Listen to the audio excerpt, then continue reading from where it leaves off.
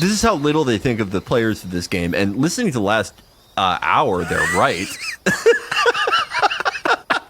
I would agree with that. Yeah, I mean, this is around where my IQ is. There's just a yellow line that you're supposed to follow, and this concludes your time as Rykov. I like, by the way, how I think it's Eva, someone is instructing you. They're like, okay, when you walk up to the guards disguised as Rykov, don't do anything like take your mask off or crouch and walk around on the floor or the stuff you like to do, because then they'll know it's not Rykov. Yeah, don't take out the M63 and start shooting all the windows. Don't take out an American gun. Don't take out the end's parrot and bite its head off in front of the two guards.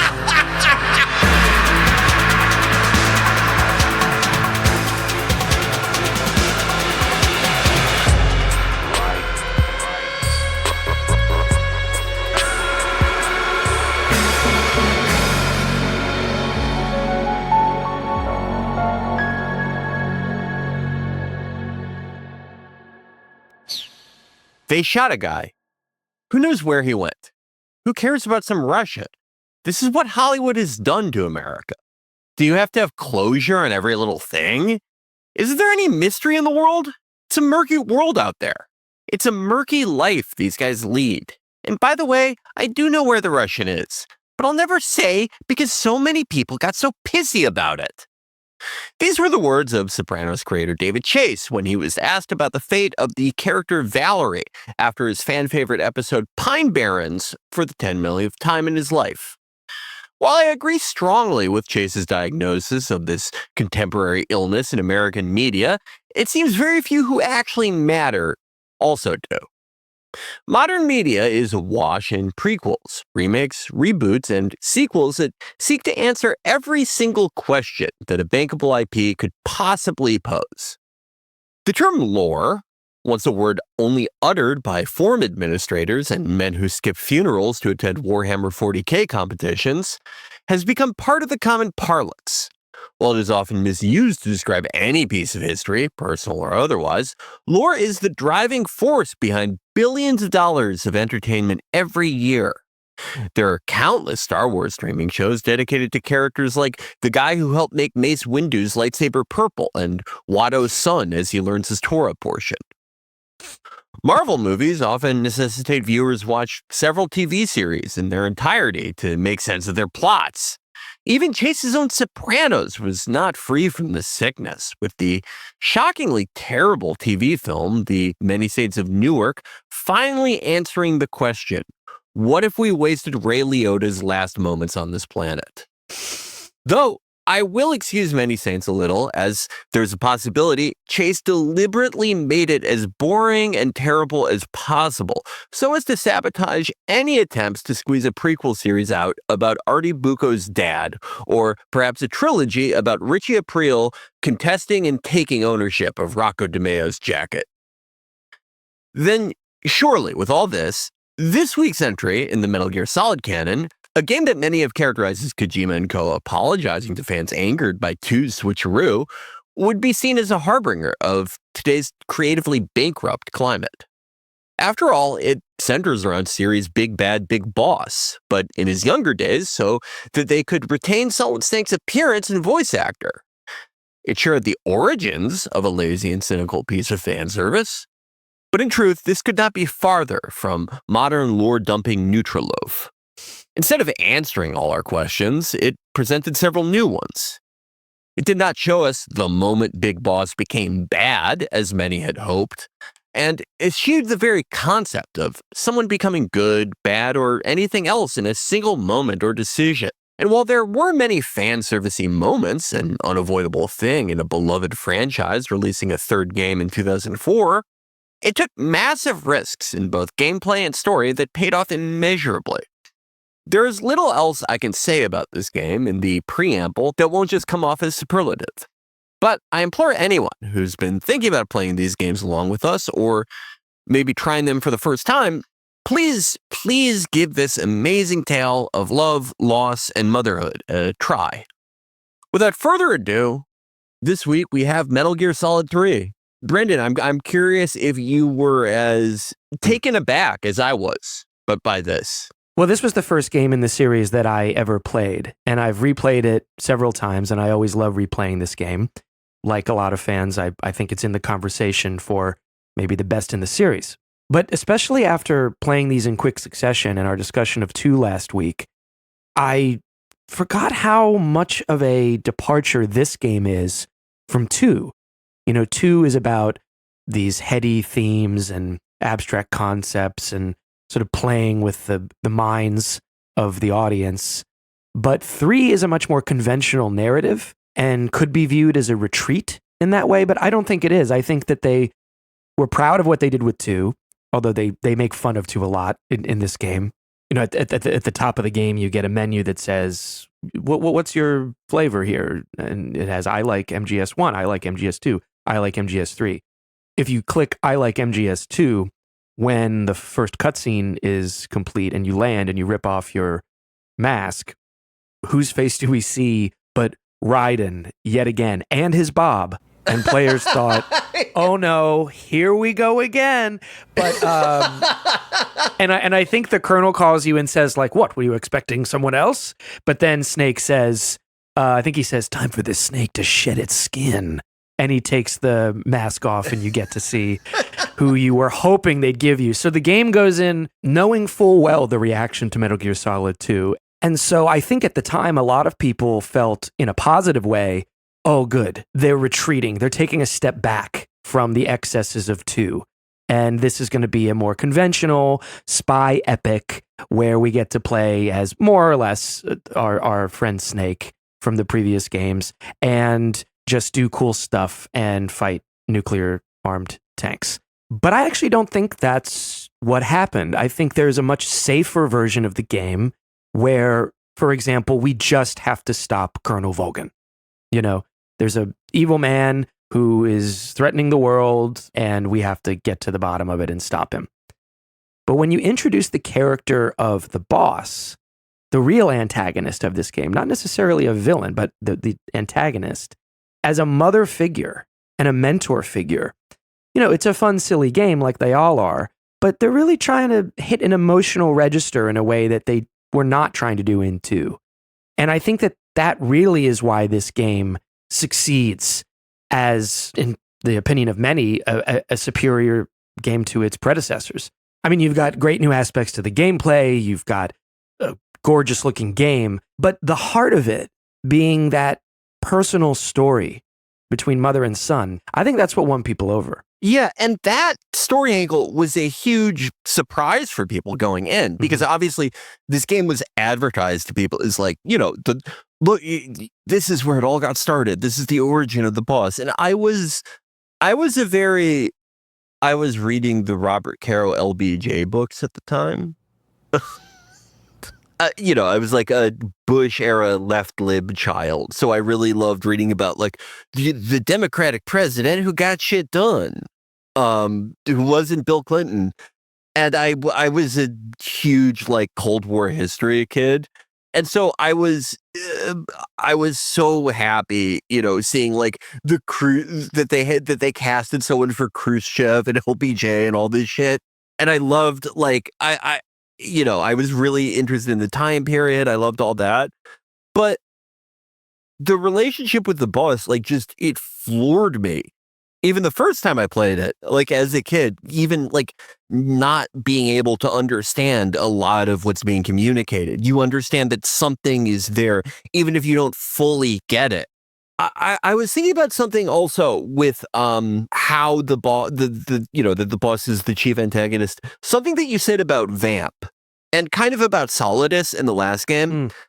And Vamp, I will say, is a shitty character for the most part. They get some more use out of him in MGS4 because he gets to be an interesting foil to Raiden, and it becomes part of Raiden's development as an incredibly interesting character. I agree with that. Yeah, and Solidus is. I'm more defensive of Solidus because I think his hollowness is kind of the point. But you do see the problem in having like the chief antagonists not have that much to them in a way. And with this game, with Vulcan. Vulcan is kind of that type of character. And they use him in the perfect way to use that type of character. He's almost like a blocking object for all the other characters that are far more interesting. Yeah, really at the heart of it, it's the boss, an incredible character. We all salute the boss. And her incredibly weird friends that she worked with to defeat the Axis powers. This is the thing I have to say. I mean, we'll get to the Axis powers, but I just want to say I love how they say, like, the Cobra unit, what they got rid of the V2 rockets or whatever at Normandy. Yeah. And it's just like, I imagine the fear with his tongue going everywhere, being like, at Normandy. And it's like, these men were the finest soldiers we had. And then the pain being like, I'm covered in bees. These are the real band of brothers. The guy who loves being on fire, the oldest man ever, the bee guy. Yeah. So shall we embark on the virtuous mission? Yeah, let us jump right in.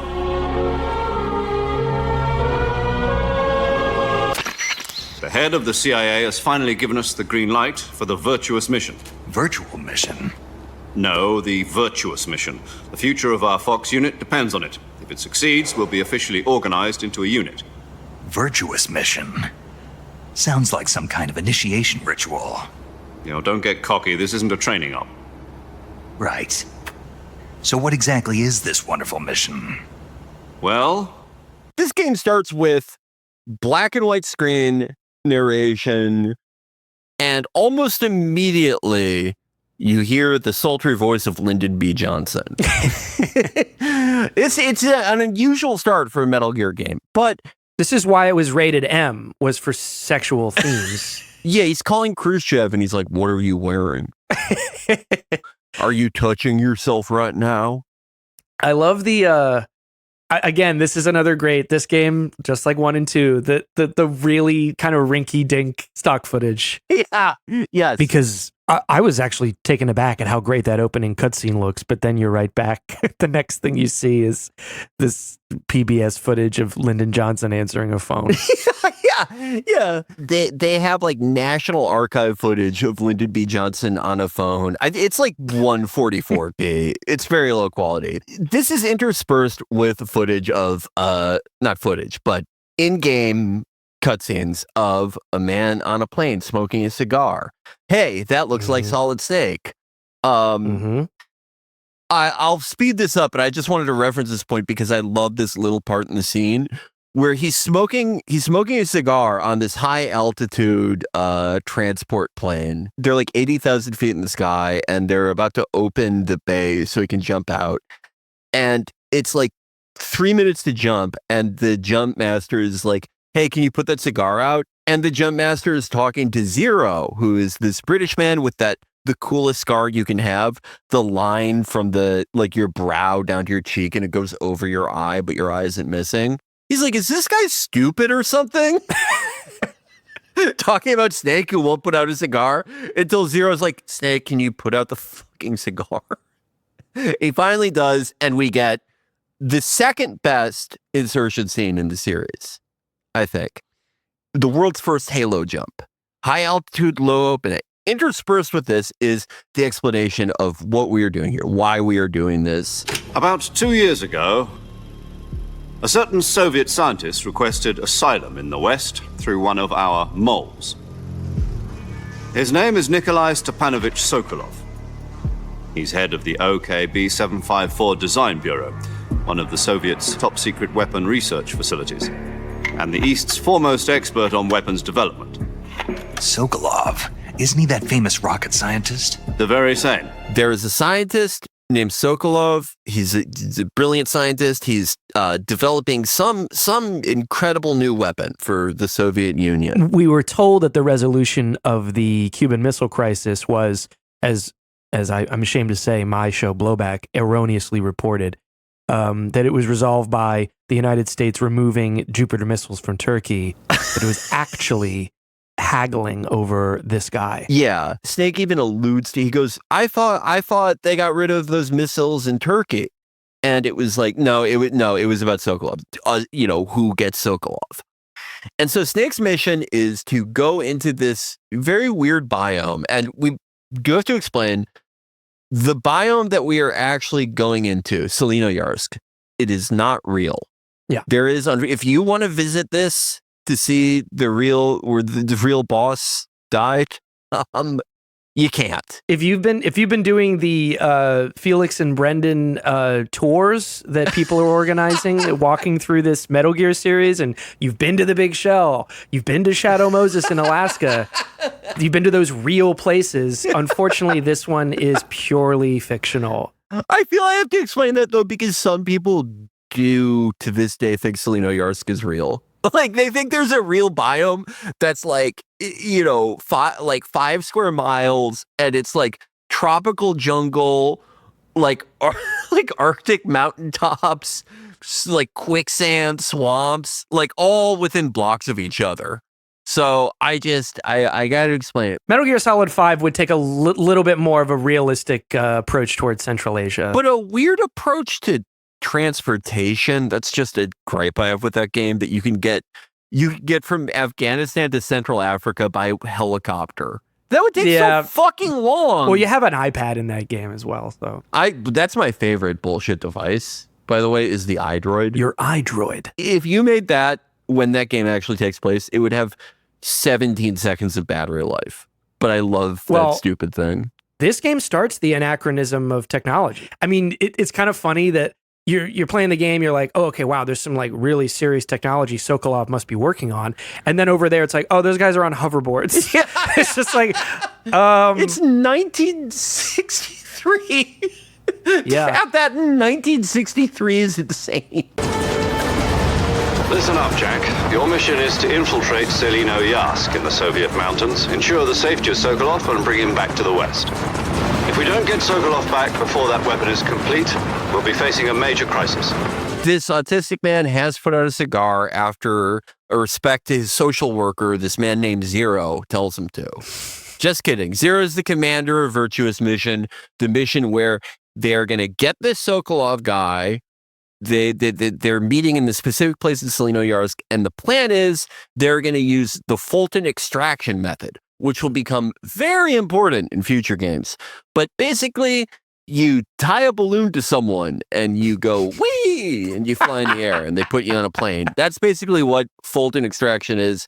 Yep. I think it's been done actually to an actual person or thing maybe like 4 times ever. I like to think it was Jim Webb that they tested the Fulton extraction method on. It's fucked up. Jim Webb is like pretty close to real life Big Boss. I guess he's the closest thing. If he became president, he would just be Solidus. He would be George. I was about to say he'd be George Sears. Yeah, that's actually, I like to joke about George Sears being a Bernie-crat for no reason, but he probably was like a conservative Democrat. I think so. Yeah. But okay, you land. Your supplies, unfortunately, they get snagged on a tree, but you touch down. Zero's briefing you on everything. But there's someone else on the line. Jack, is that you? How many years has it been? Boss? That's right. It's me. Oh. Talk to me. Let me hear your voice. It's been 5 years, 72 days, and 18 hours. You've lost weight. You can tell just by the sound of my voice. Of course I can. You hear a mature woman's voice. Snake is pretty shocked, and that is his code name for this mission, Snake. He's pretty shocked. It's been years and years and years, and he knows how much time it's been since they last spoke to each other to the exact hour. Yeah. So this is a pretty important person's life. This is the boss. This was John, Snake's mentor. He was just some hayseed who joined the military, was an early Green Beret, fought in Korea, like just old enough to fight in Korea, way too young to have fought in World War II. But Boss, the mother of special forces, was his mentor, and they spent an enormous amount of time together. They spent every waking minute with each other for years. She taught him about survival, about evading capture, about if you do get captured, how to resist torture and other interrogation techniques. They even developed this hand-to-hand fighting system called CQC that incorporates both firearms, knives, and just using your fists to fight an armed opponent, multiple opponents, to disarm someone. It's pretty fucking cool.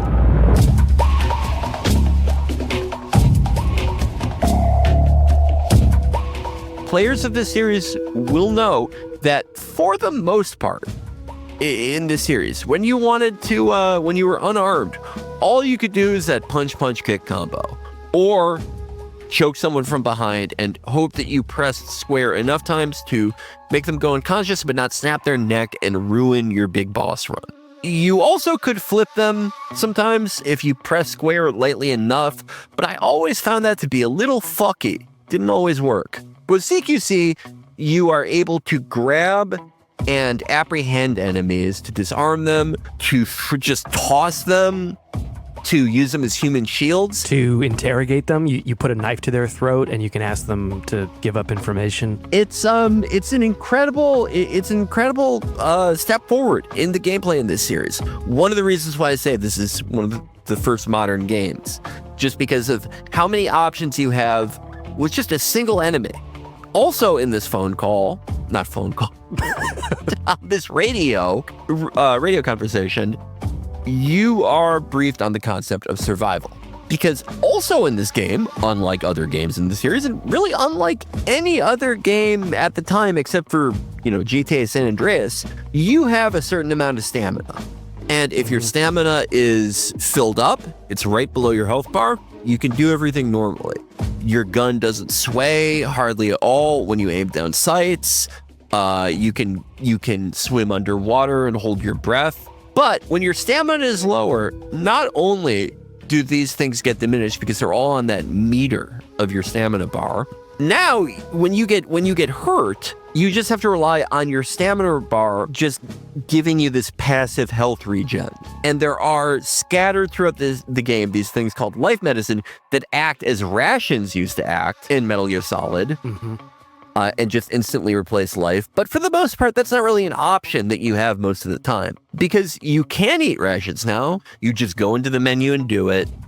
But you have to, you can't starve. You have to eat something to maintain your full abilities as a player. And since you did not come with a bunch of Cliff Bars, you have to catch stuff yourself. For the most part, you're not going to get poisoned by this stuff. There are some mushrooms that will make you puke, and there's a really gross poisonous frog that can also make you puke. Also, if you leave stuff in your backpack, if you leave items that even if they were tasty and you would have liked them, if you leave items in your bag for too long, they rot. You also puke from that. I mean, talk about how many options there are with getting through levels. You can throw your food that is now in the form of rations in the path of guards, and they'll see it and go, oh my God, food. And if it's spoiled, they'll get sick and become way easier to take out. I feel you have to explain a lot with the food dimension in games. Your enemies also have stamina bars, namely the bosses have stamina bars, which is very important.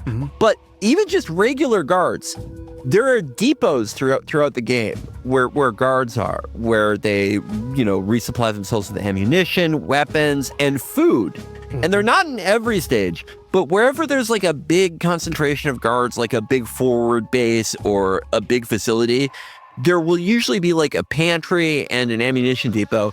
And if you have TNT and blow these up, the next time you come through this area, the guards will be starving and they'll have diminished eyesight and hearing capacity, and they'll be distracted because they're just looking for food because you're starving them. Yep. And you can also affect what armaments they have by blowing up weapons facilities. But, this is all to say, not only is your player character of Snake much more reactive to the world around him, the world itself is living and breathing. It's a character point as well. We talked about the tutorializing of Raiden in the last game versus Snake. These new abilities of Big Boss set him apart from Solid Snake. There's a line in Metal Gear Solid 4 during the middle of that game where you have to follow people's tracks. and it's actually Raiden calling you. And Solid Snake says, "I'm not Big Boss. I don't know how to do this shit." And it's a subtle reminder that, like, yeah, these guys are clones, but Solid Snake is a professional killer. That's pretty much it. He's a soldier. He's a killer. Yeah. Big Boss he has a lot more skills to do with as a survivor and as a secret agent, which is part of all these new cool things you get to do in this game, as opposed to 1 and 2.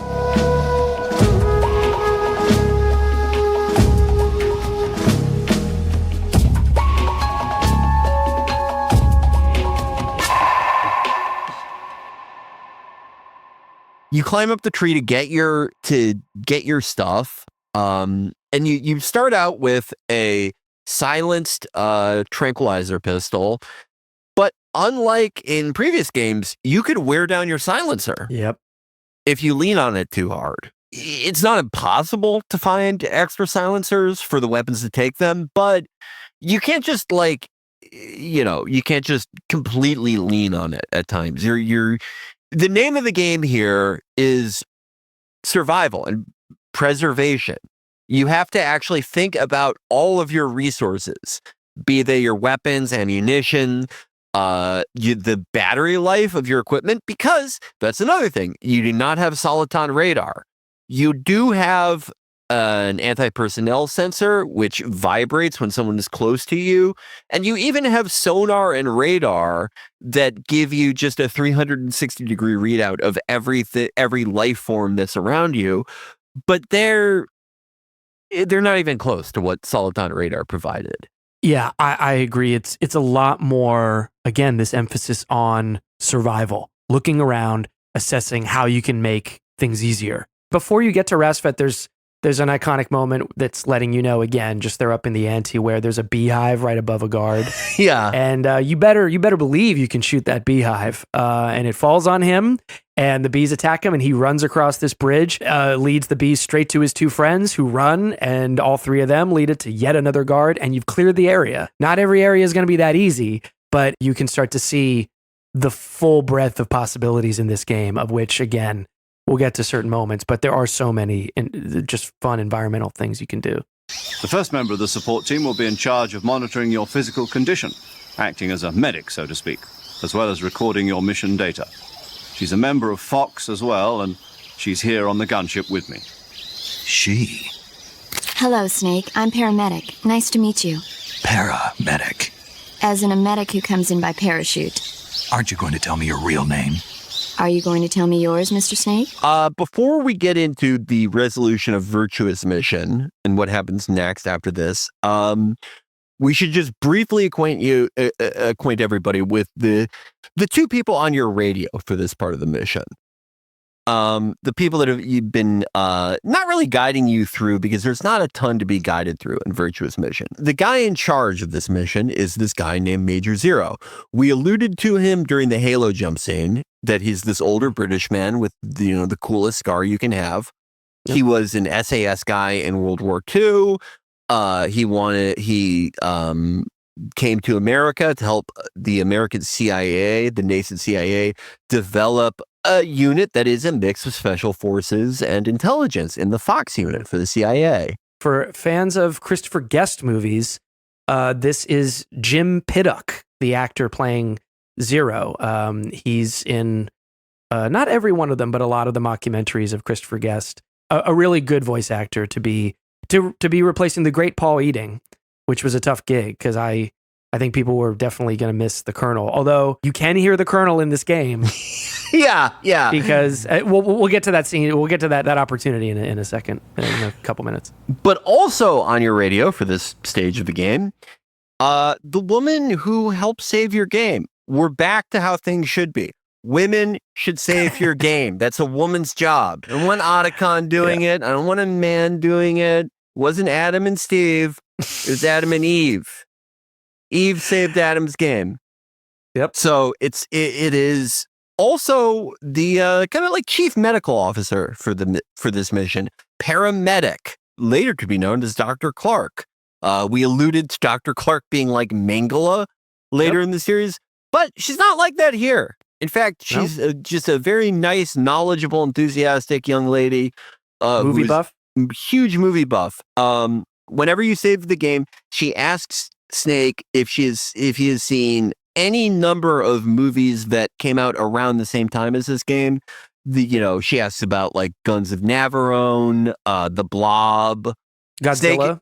Godzilla. Snake has never seen any of these. He does not watch movies. In fact, From Russia with Love comes up very quick, and that's one of the saves where Zero butts in when Snake says he doesn't like James Bond. Right. And Zero gets very offended, and he goes, Yeah. "What don't you like? The beautiful women, the fantastic gadgets." He's lovable in his way. He's like a very different presence than the Colonel. Yeah, which I like, especially the AI Colonel. Although he turns out to be strangely related to the AI Colonel down the line. Yeah, strange parentage. Mm-hmm. But the tone of Virtuous Mission, it is very. It's not happy-go-lucky, but it is just like, okay, we know how to do this. We're just getting this one guy to do this Fulton thing. This isn't, you're not going to have to like kill 50 guys. If you kill anyone during Virtuous Mission, you fucked up bad. I don't, you can if you want. But this all lends itself to the personality of our protagonist at this time. We've alluded to him several times as being virginal. He looks exactly like Solid Snake at this point, but he looks younger than Snake has ever looked, with Snake in 3D at least. He does look a little different, a bit fresher face. And also, I think Hader is playing him a little younger. Yeah, and yeah. A little smooth. His voice, even in 2, Snake's really getting like this. He's getting very RFK. He's getting very RFK. Yeah, I was about to say. In 4, he literally is RFK in the way he speaks. Oh my God. When he goes Meryl like that. But in this game, he gives Big Boss or Naked Snake a much smoother green voice. Yeah, it's a great. I think for me, it's my favorite Hader performance. Though 4 is very good. 4 is really great, and I think he was really shredding his vocal cords in 4. So I feel bad because he had to make him sound really busted in 4, and that couldn't have been easy for his throat. But yeah, this is a great. Just subtle stuff, but he is.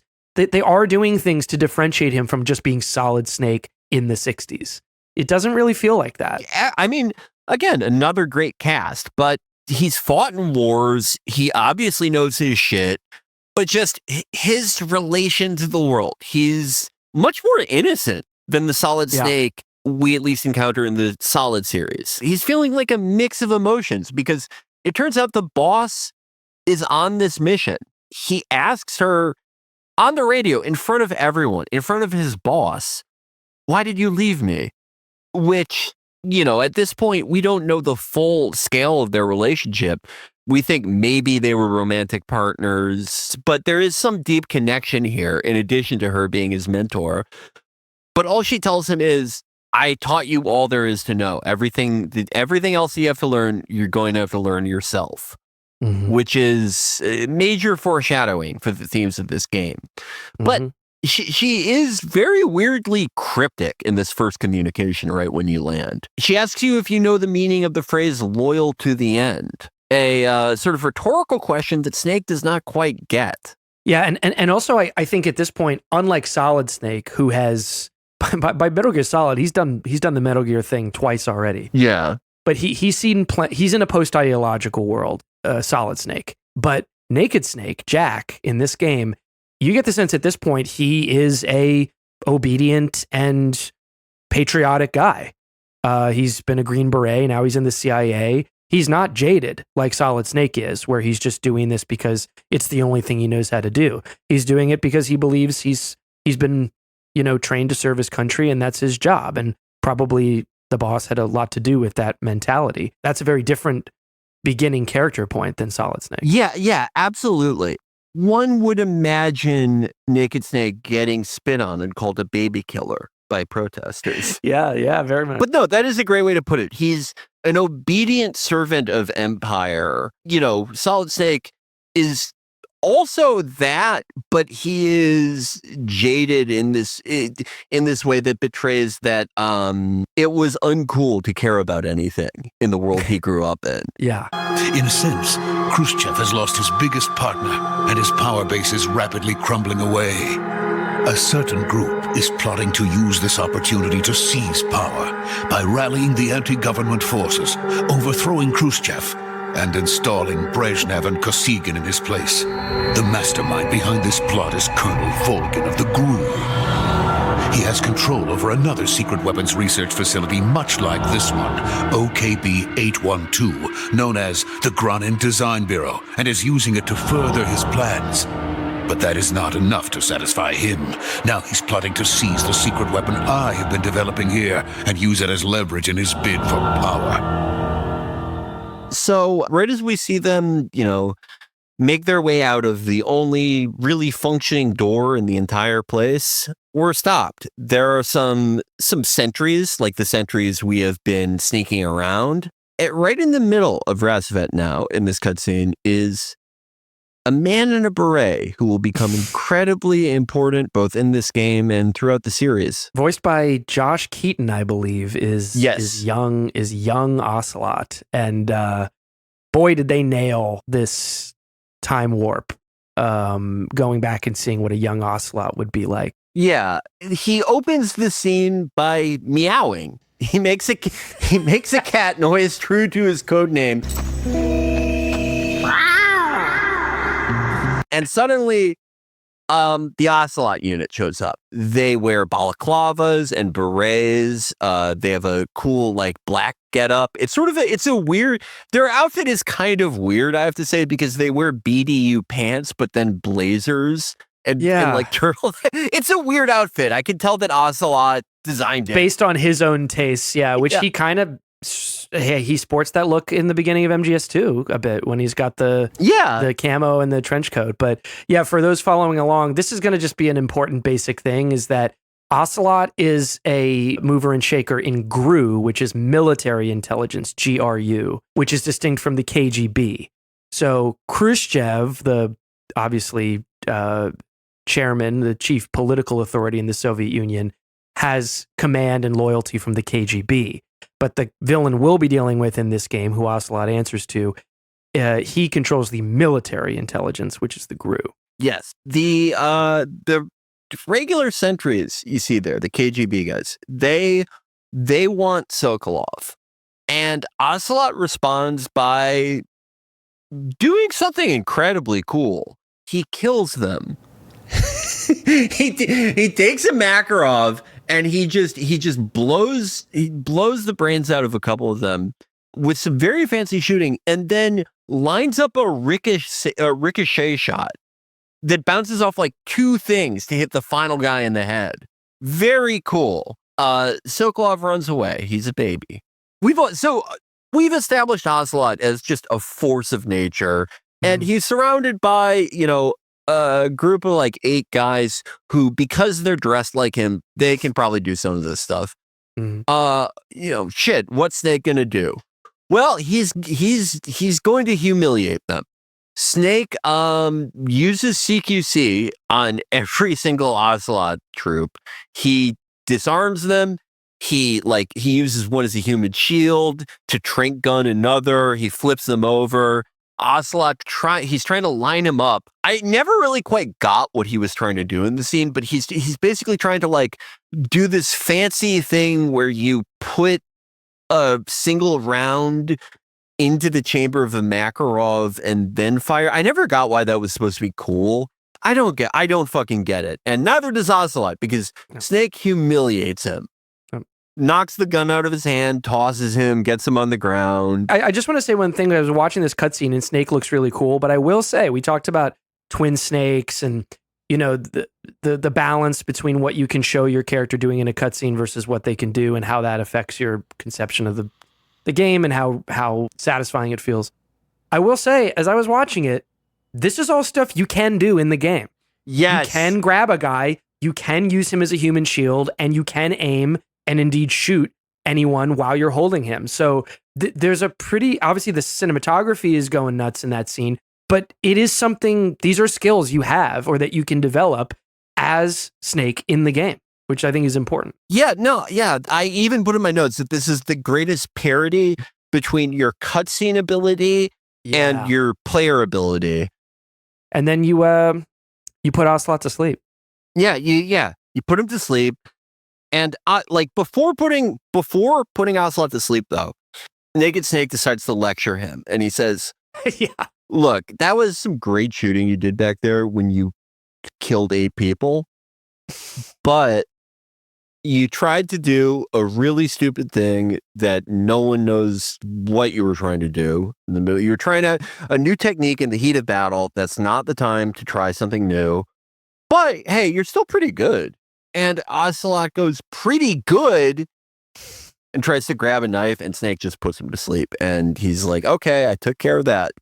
Time to go catch the pants-wetting scientist that fled the scene of like 10 people getting shot to death. And this is one of the many points in the game in which you can hear the voice of Paul Eating if, when Ocelot is sleeping, you decide to maybe shoot him in the head or knife him to death or whatever.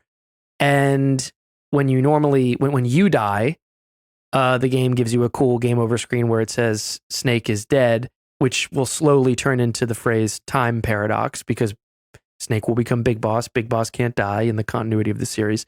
But if you kill Ocelot or a couple other different characters, you hear the Colonel's voice and it's Paul Eating, and he says, his quotes are really funny. He's like, Snake, you can't change the future. You have to understand how the future works. Snake. He goes like, you need to work harder at understanding how time works.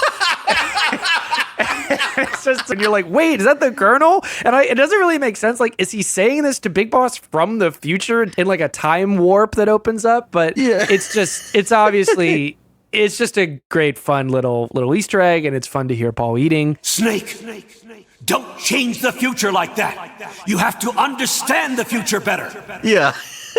I really love that. And that was a huge hit at the time and still is. And to you, the player, it may seem like I just beat up this guy. He's going to carry a grudge against me. But more than a grudge was started on this day. This is the start of, I would say, unrequited attraction that's mostly unspoken, but it changes the world.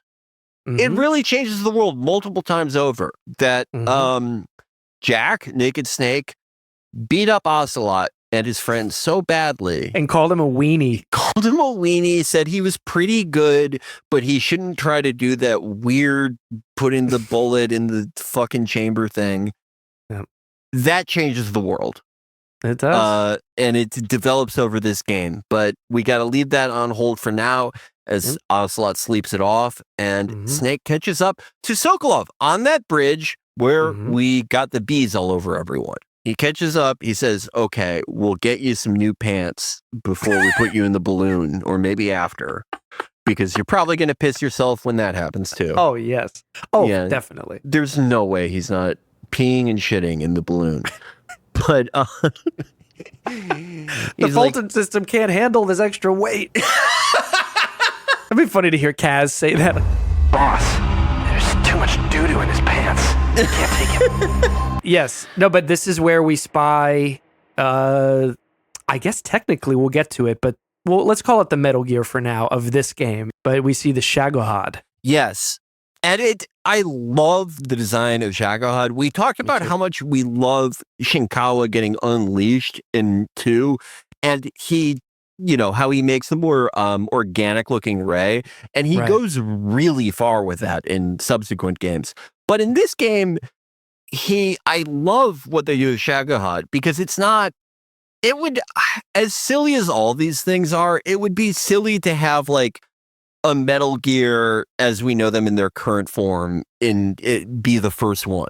To have it already be like this giant, like Optimus Prime looking thing. It does look like what it is, which is, a bizarre Soviet prototype vehicle. It obviously has that look of like one of those gigantic projects where they're still figuring out what this thing is and what it's supposed to be capable of. Yes, it almost has like a crab-like. Yeah, the Shagohod is a big deal because, at least how this game describes it, it is capable of firing IRBMs, intermediate range ballistic missiles, from a mobile platform because it has these weird like drill treads.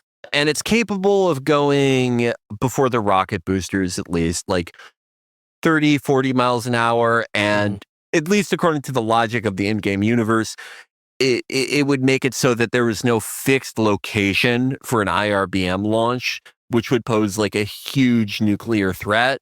But Sokolov reassures Snake that it won't be able to do that until they do the phase 2 tests, which they need him for. So just another notch in the belt, another Cold War win for Snake, as long as they just got to get through this bridge. Right. Well, they're walking through the bridge. It's creaky. You know what that means for old Sokolov. Mm-hmm. He's going, every time it goes side to side. And, well, if he has any piss left, it's about to leave his body. Because we see another figure on the side of that bridge. Good work, Jack. What are you doing here? Sokolov comes with me. It's the boss. She's carrying 2 huge. Is it the Davy Crockett? Yes, is that it's the Davy Crockett, which is, by the way, a real life thing that they made a bunch of stupid things like this during the Cold War. The Davy Crockett was a man-portable recoilless rifle that shot a nuclear warhead. Unfortunately, she's not all too happy to see Snake because she has to tell him to go away. Don't come back. Yeah, because she says she's defecting. Snake is just sort of almost apoplectic at this. Not angry, but just stunned. To try and defend Sokolov, he stances up in the CQC stance like we just saw with Ocelot, but he's just effortlessly knocked on his ass. Then we hear the iconic words, Kuwabara, Kuwabara. We're introduced to the stupid villain of the game. And not stupid as in he shouldn't be in this game. He's a great part of this game, but he himself is stupid. Yeah. I don't know how many times it was obvious there was a spy in their midst and someone just explains it away instantly. He is not a smart man, but he's never had to worry about being smart because he is electric, literally. Yeah. Yes. He's a big hulking Ivan Drago looking guy who crackles with electricity. This is who the boss is working under. And he, like any jerk new boyfriend, he looks at Snake and goes, "Who's this loser?" And boss says he's just a lost pup, basically. This is my former mentee, but he has to go now. Volgin says he's seen my face. He has to die. Sokolov, I assume, begins urinating again because you see him go, they're here. And he knows it's the Cobra unit. And this is that now. These guys are awesome villains, and this is going to be the team that we face off with for the rest of the game one by one. They are, as we mentioned earlier in this episode, this is the Cobra unit, the special operations team commanded by the boss. They were an irreplaceable asset for the Allied powers in World War II. One of them is a incredibly lumpy guy who's been stung by bees his entire life, presumably. There's a skinny guy who wiggles around and flicks his tongue. Yeah, and this is the Cobra unit, as we mentioned earlier. So bad news for Snake. I mean, not only is his mentor abandoning him, I don't know if he's ever met the Cobras before, but he's realizing she hangs out with really weird, ugly looking guys. And he thinks, what does this say about me? Yeah, like, am I on this level? But as is made clear, he's no match for the boss. He's still her student. And she twists his arm until he's fully flown off the bridge. And he grabs her bandana as he flies off. Right. Yes. Very important article of clothing for Naked Snake. And that is the end of Virtuous Mission. Well, I mean, that's the end of the mission, but the last thing you do as a player is so Snake got just duffed and tossed into the river. All he did, oh my God, I just realized.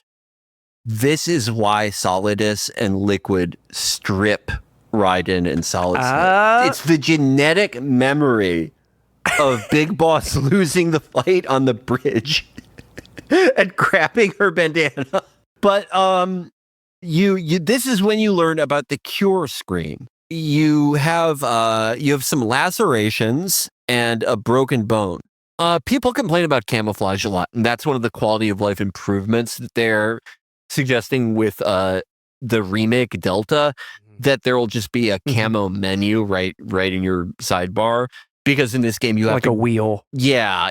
Similar to what they have in Phantom Pain or Ground Zeroes. But in this game, of course, you pause and go into camouflage and change your outfit.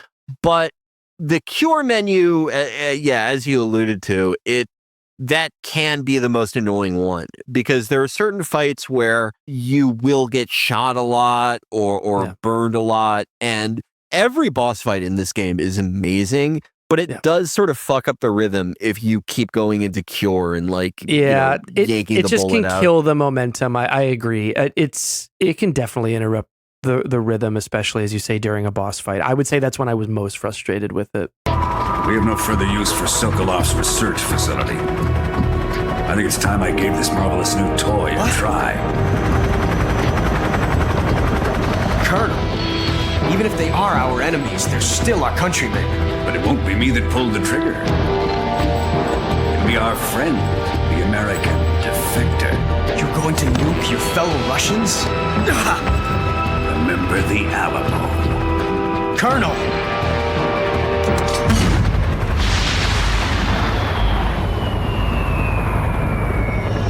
Well, yes. So Volgin, this mysterious lady, and Ocelot are all on board this helicopter with Sokolov. And I always wondered that, how Ocelot showed up to the big villain meeting he was supposed to get to with a black eye. And they were like, why didn't you get Volgin? Or why didn't you get Sokolov? And he's like, I know, he wasn't there when I got there. Volgin takes those Davy Crockett's and he's like, this is great. I've got the scientist who's going to help me with my evil plans. I've got these fucking freaks who won World War II. I've got their boss who's normal for some reason.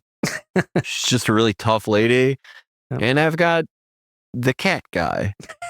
What better way to celebrate than to just blow up the scene of the crime with these nuclear rockets? We need to remember this. Always remember the happy times in your life. I'm going to kill everyone who's here. Yep. So he fires the Davy Crockett nukes, and this is an interesting insight into Ocelot's early character. When Volgin's lining the nukes up, Ocelot goes, okay, look, this is obviously, I'm on your side. We're having this we're part of the Brezhnev faction. Mm-hmm. The guys who are trying to get back Sokolov, who I killed, they were on the Khrushchev faction. But these are our countrymen. Mm-hmm. Can't just nuke them. And Volgin goes, dummy, I'm a stupid bad guy. Fuck off. Snake witnesses it from the tree he's leaning against with his newly splinted and bandaged arm. Yeah, and that is the end of Virtuous Mission. Did Snake succeed? No. But he learned a lot. He learned a lot. And a nuke went off. What? It happens. This is for the worst it could have gone.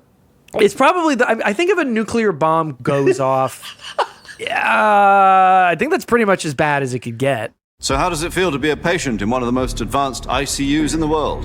Would you do me a favor and tell the suits about visiting hours? I'll never get better with them assaulting me day and night with their questions. Must be part of the top brass's inquiry. More like an interrogation. According to them, I'm a traitor and an accomplice to the boss's defection. They're just looking for a scapegoat.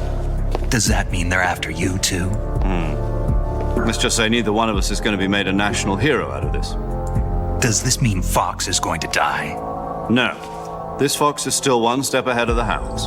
The reason I came to see you today, Jack, it's time for Fox to clear its name. What are you talking about? So, folks, to recap, we attempted on the virtuous mission to retrieve Sokolov and bring him back to the West.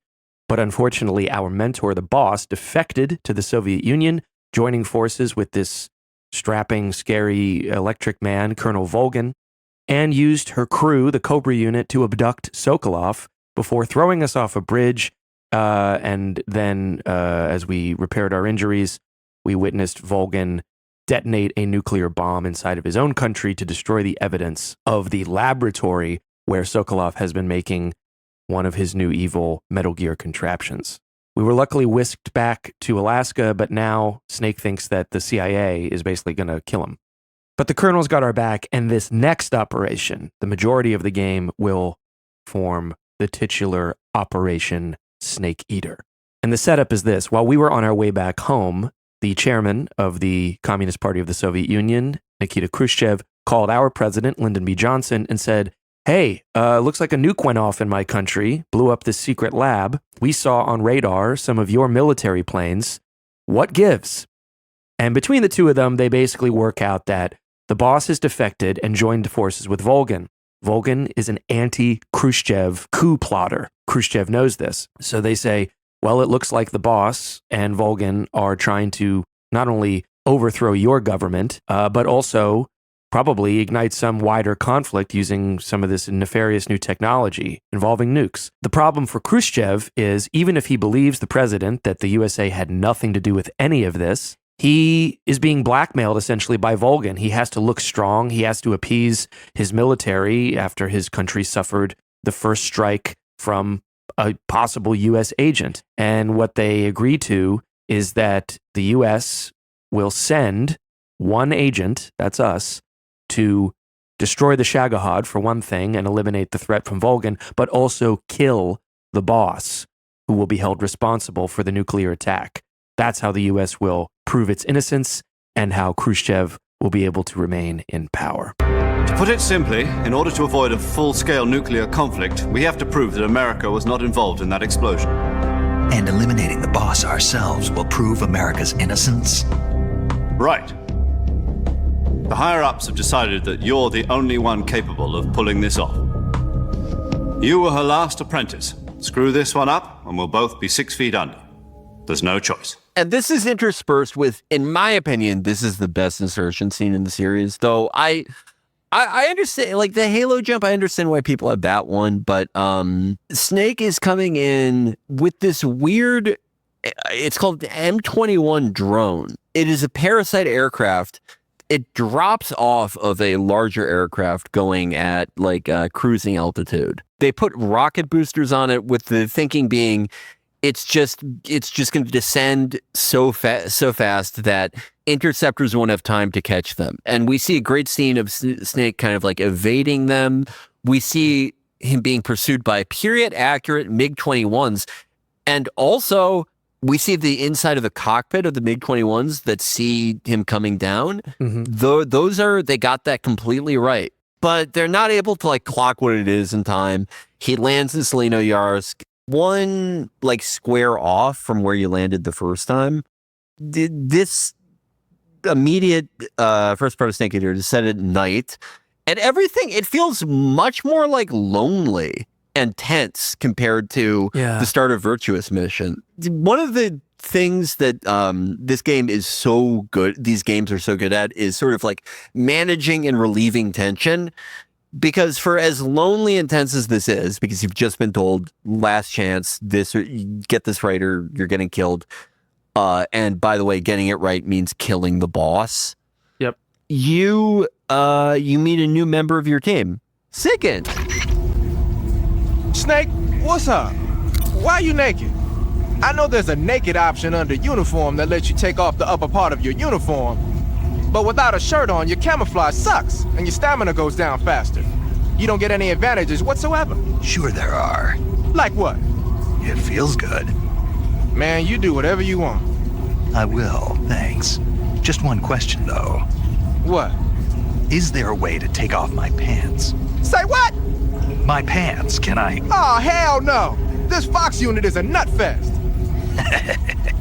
So Zigant is a younger black guy who works for the DOD. He's an expert. He has Natasha Romanenko's job from MGS1, basically. Right. He knows every bit of equipment ever made. There's some nice familiarity in, paramedic and Zero being back. And there's even, if you save early on, instead of talking about a movie, Snake asks paramedic, like, hey, I heard that, like, they're going to revoke your medical license if we fuck this up. Like, are you sure you want to risk that, like, for us? And she goes, well, honestly, if I had my way, you would still be in the ICU because you got really fucked up in that mission. But no, I care about this mission. I care about taking care of you, Snake. And I don't care if I lose my medical license because I'm going to do things that should get it revoked later on in the series. Yeah, I was gonna say it's so good that she didn't get her license revoked. Yeah, we really dodged a bullet there for mankind. By the way, early on, one of the movies she talks to you about is Frankenstein. She goes, "Can you imagine that? A scientist creating some horrible creation out of something that should be dead?" Yeah. Which, if you know what she does later on. But, for now, I thought that was a really great moment of her explaining that, like, she believes in Snake, she believes in this mission. It's just a great framing of how these characters were in their youth. So you only get through one stage after your landing before you hear a horse. And you encounter the boss again. She, effortlessly beats Snake's ass again. He asks her, why are you doing this? And she very cryptically says, to make the world whole again. Mm-hmm. And she takes out her gun, a very iconic gun, the Patriot, which is sort of like an XM16 with like a just cut off stock. So it looks like a machine pistol with two drum mags. She just one-hands the Patriot and blows up Snake's drone ship, which, obviously the gameplay implication is it's going to call some guards over who are already in a caution state. I think you're intended to think about it a little bit. She's kind of helping you by like destroying the evidence of you showing up here. Yeah, Obviously, she's causing a commotion, but it's nothing that you can't survive if you're Snake. If we meet again, I'll kill you.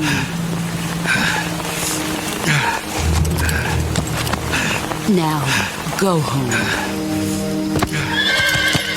Now, the first part of our mission here, we are assigned to meet up with two contacts who were originally defectors from the NSA to the Soviet Union, Adam and Eva, our character, of course, being the Snake. But we only see one person, and that is Eva, and she is a classic Bond girl. She's got a skin-tight suit. She loves driving her motorcycle, and Snake is very enamored with the weapon she gives us. He can't stop talking about it. Incredible. Do you like it? The feeding ramp is polished to a mirror sheen.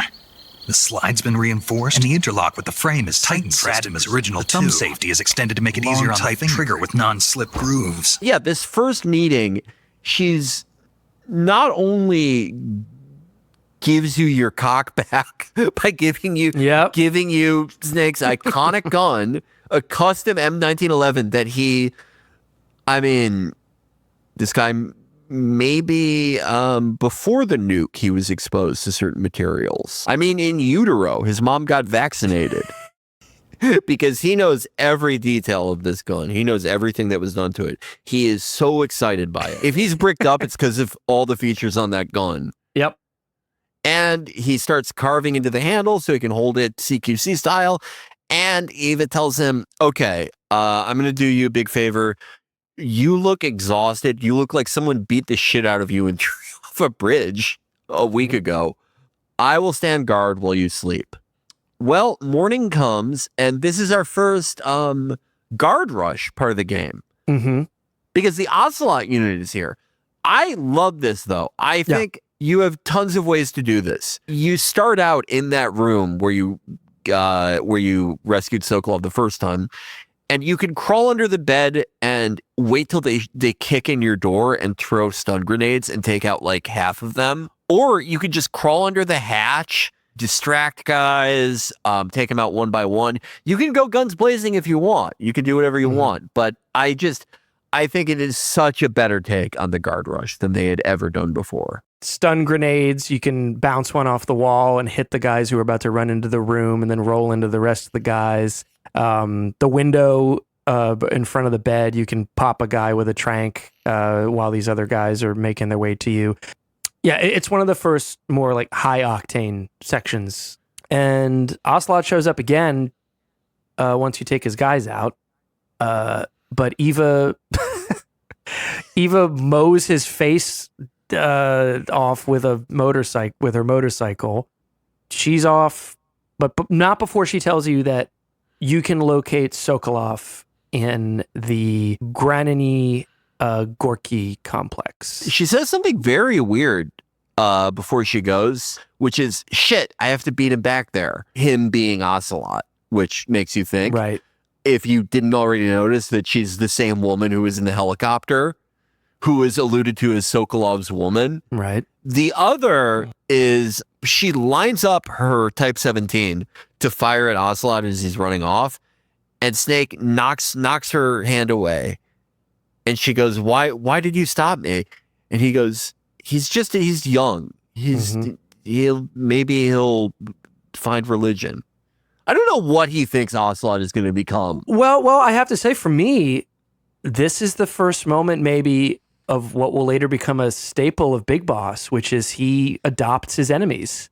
He has this, paternal instinct. And even though Snake is probably Ocelot's age, more or less, in this moment, I think it's the first flash of that. First of all, I think he does think he's pretty good. And I think he's like, I might want to keep him around, which of course, as you said a few minutes ago, is a world historical event. And that it reminded me of that. It reminded me of like him taking in Sniper Wolf or him taking in Frank Yeager, even at this younger age. That thing only carries 6 shots. The Makarov carries 8. You have to get a feel for how many you have left.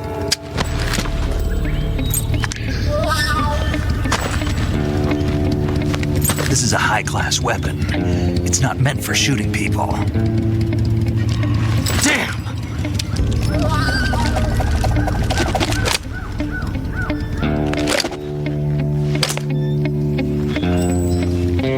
This isn't over yet. So now that you are armed again, you know the ropes, it's kind of off to the races. From here on out, it's mostly going to be boss after boss after boss. There's obviously some notable stages and environs in between here, but it really is one after the other, because the next you get similar to the start of Virtuous Mission, as the map is more opened up by Eva's motorcycle literally crashing through the gates. You get some variety. You traverse through areas with new hazards, like electric fences. You go across huge ponds that are infested with alligators, with lots of swimming. You encroach upon your first sort of like a fortified military base, where you can pilfer supplies, and there's even a helicopter that you can blow up if you really want to fuck your playthrough later on. But it's only about 2 or 3 loading screens worth of places before you wind up at your first actual boss fight that at least has a boss health bar, because Ocelot has chosen to rematch you with the Ocelot unit in tow, and he's chosen to do it at a place where both of you are separated by a gap, so you can't just run over and do what he calls your judo to him. He wants a duel. He wants like a mano-a-mano fight. And he tells his goons, like, stay out of this. Yeah, he's got his 2 revolvers now. Initially, the reason that Ava and Snake were able to get the better of him was because he ran out of shots. Snake counted the shots, which he probably does for every gun that he ever hears. And Ocelot, getting used to the new revolvers, just didn't have a feel for it. But now he has 12 shots, and this is a fun little fight. This is, I would say, MGS3's version of the Olga fight. Yeah. In that it's as simpler or complicated as you want to make it. If you really want to on normal difficulty, you can just stand still and just shoot him and tank bullets. Yeah. But you can also like use cover. You can shoot down beehives to fuck with him. If you do unfair stuff like that, the Ocelot unit will shoot at you. But that's not a huge deal. It's easy to evade them. Eventually he could just challenge you to a drawdown. If you shoot what's that animal? It's not a goat. It's like a yak. Yeah, it's like a yak. If you kill it, he gets really upset and he says, "Show some damn respect." I don't know why he cares so much about. I shot it. I don't know why he cares so much about that yak. But so we might as well explain too. The implied thing at this point in the game, through conversations, we learned that the boss had a kid at one point. In fact, she gave birth during the Normandy invasion, but no one knows where her kid is now. But they hear he's some high up commander in the GRU. He was fast tracked in the GRU, and it is heavily implied to be Ocelot. Yes. Anywho, they're having this great fight. Suddenly, wouldn't you know it, it gets ruined by bees. But I kind of got my hands full with these babies. He's got bees! Oh, bees! Oh, get it! They don't allow you to have bees in here. Tons of bees show up. They just... the Ocelot unit must have an insane turnover rate.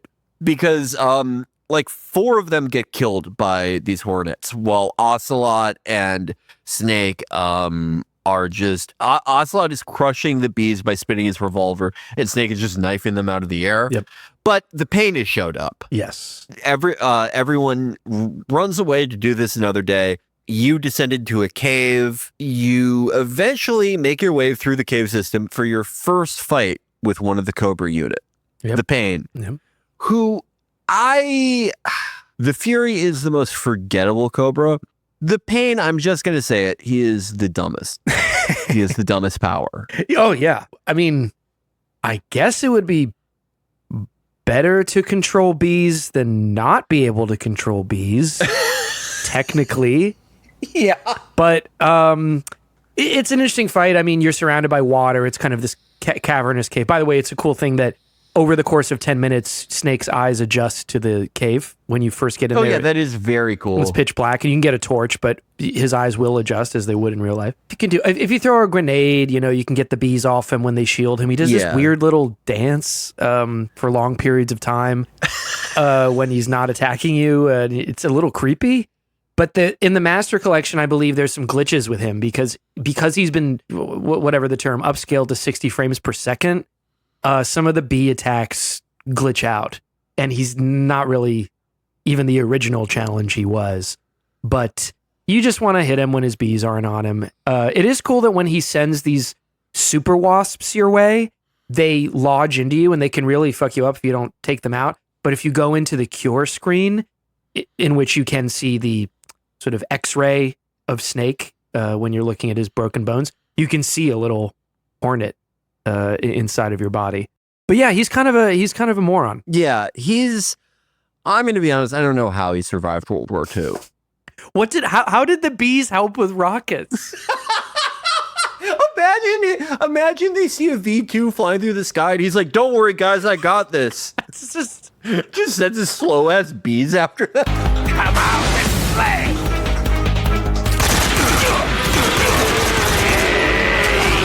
If you were going for boss camos, which even though your fight with Ocelot ends early, it counts as a kill if you use like an AK or something. Mm-hmm. But you get special camos for beating bosses non-lethally. Yeah. With Ocelot, you get a pretty good camo that looks terrible, but it's called the Animal camo. I went into a cutscene with it once and I like reloaded because I hated how it looked so bad. Like I looked like an asshole. It's like a cheetah print thing. Yep. But it has a pretty good ability. Like all these camos have extra abilities that you get for bosses. it makes it so that when you have low stamina, your gun doesn't sway, which I think is pretty good. And it's neat how the special abilities are largely tailored after the bosses you get them from. So Ocelot, with his gunplay, it would make sense that he gives you better aim. With the Pain, though, he is, bar none, the worst boss camo. Wouldn't you know it? The Stripes camo gives you the ability to guide bees, kind of. It's really stupid. It's so situational. They don't hurt you, but they follow you around, and I suppose you can sick them on enemies if you just get near them or something. But your first Cobra, after you beat him, no matter if you did, beat your opponent lethally or non-lethally, every time you beat a Cobra, they say their name and then they explode. Because they all have a little bomb inside of them.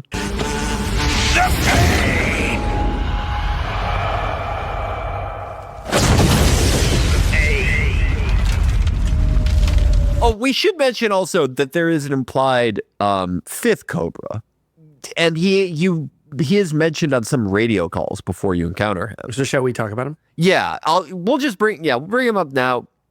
There's a fifth Cobra who he's not an angry astronaut or a silly bee man or a forked scary guy. He was a medium, and I don't mean his shirt size. But maybe. He's a psychic like John Edwards. And he's another John.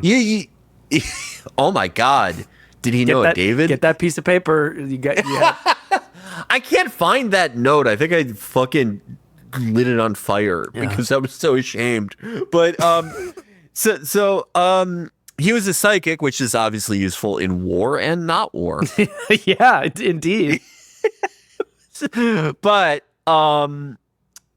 at some point, the boss had to kill him to save the life of their child. Yeah, she had to kill him. Was it the philosophers were going to take their kid? Yeah. Okay, yeah. right, okay. The philosophers were going to kill the kid. Right. She shot him through the eye right there in Salino Yars 3 years ago. Whenever it rains, she goes, "Is he here?" Alluding to his presence. And sometimes when you press R1 at the right time during some cutscenes, you could see him floating around. Yep. And he actually dresses like John Edwards. Does he? Does he have black a V-neck? pants, turtleneck? Yeah. Well, he does have a turtleneck. That's true. Yeah. But he's got like a rain poncho sort of deal, right? Yeah. Like a hood. Yeah, and he is the father. It's heavily implied to her child, which would be awesome. Yes.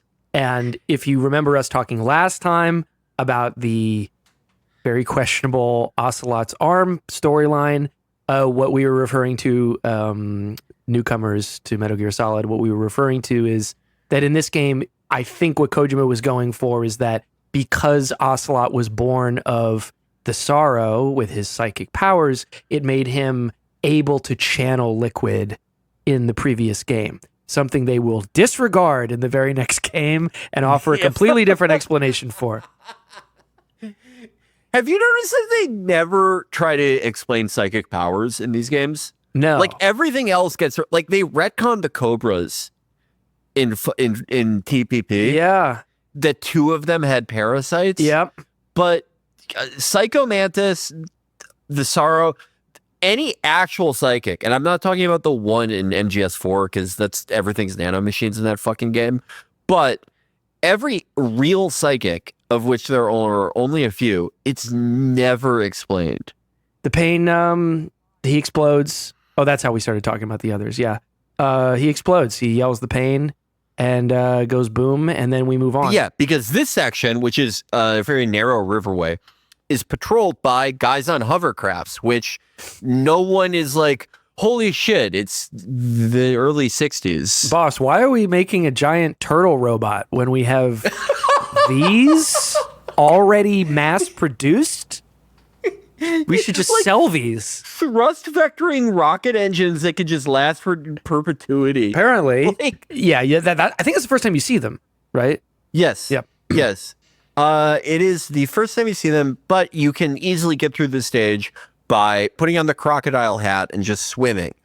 You also, this could be your encounter with the next Cobra, because there's some fun dock sections where there are some sentries on docks, but you see the whole crew is on the dock, and the boss informs Volgan, who is there with Sokolov, Ava, disguised as Tatiana, and Ocelot, that the first of the Cobras, the Pain, has died.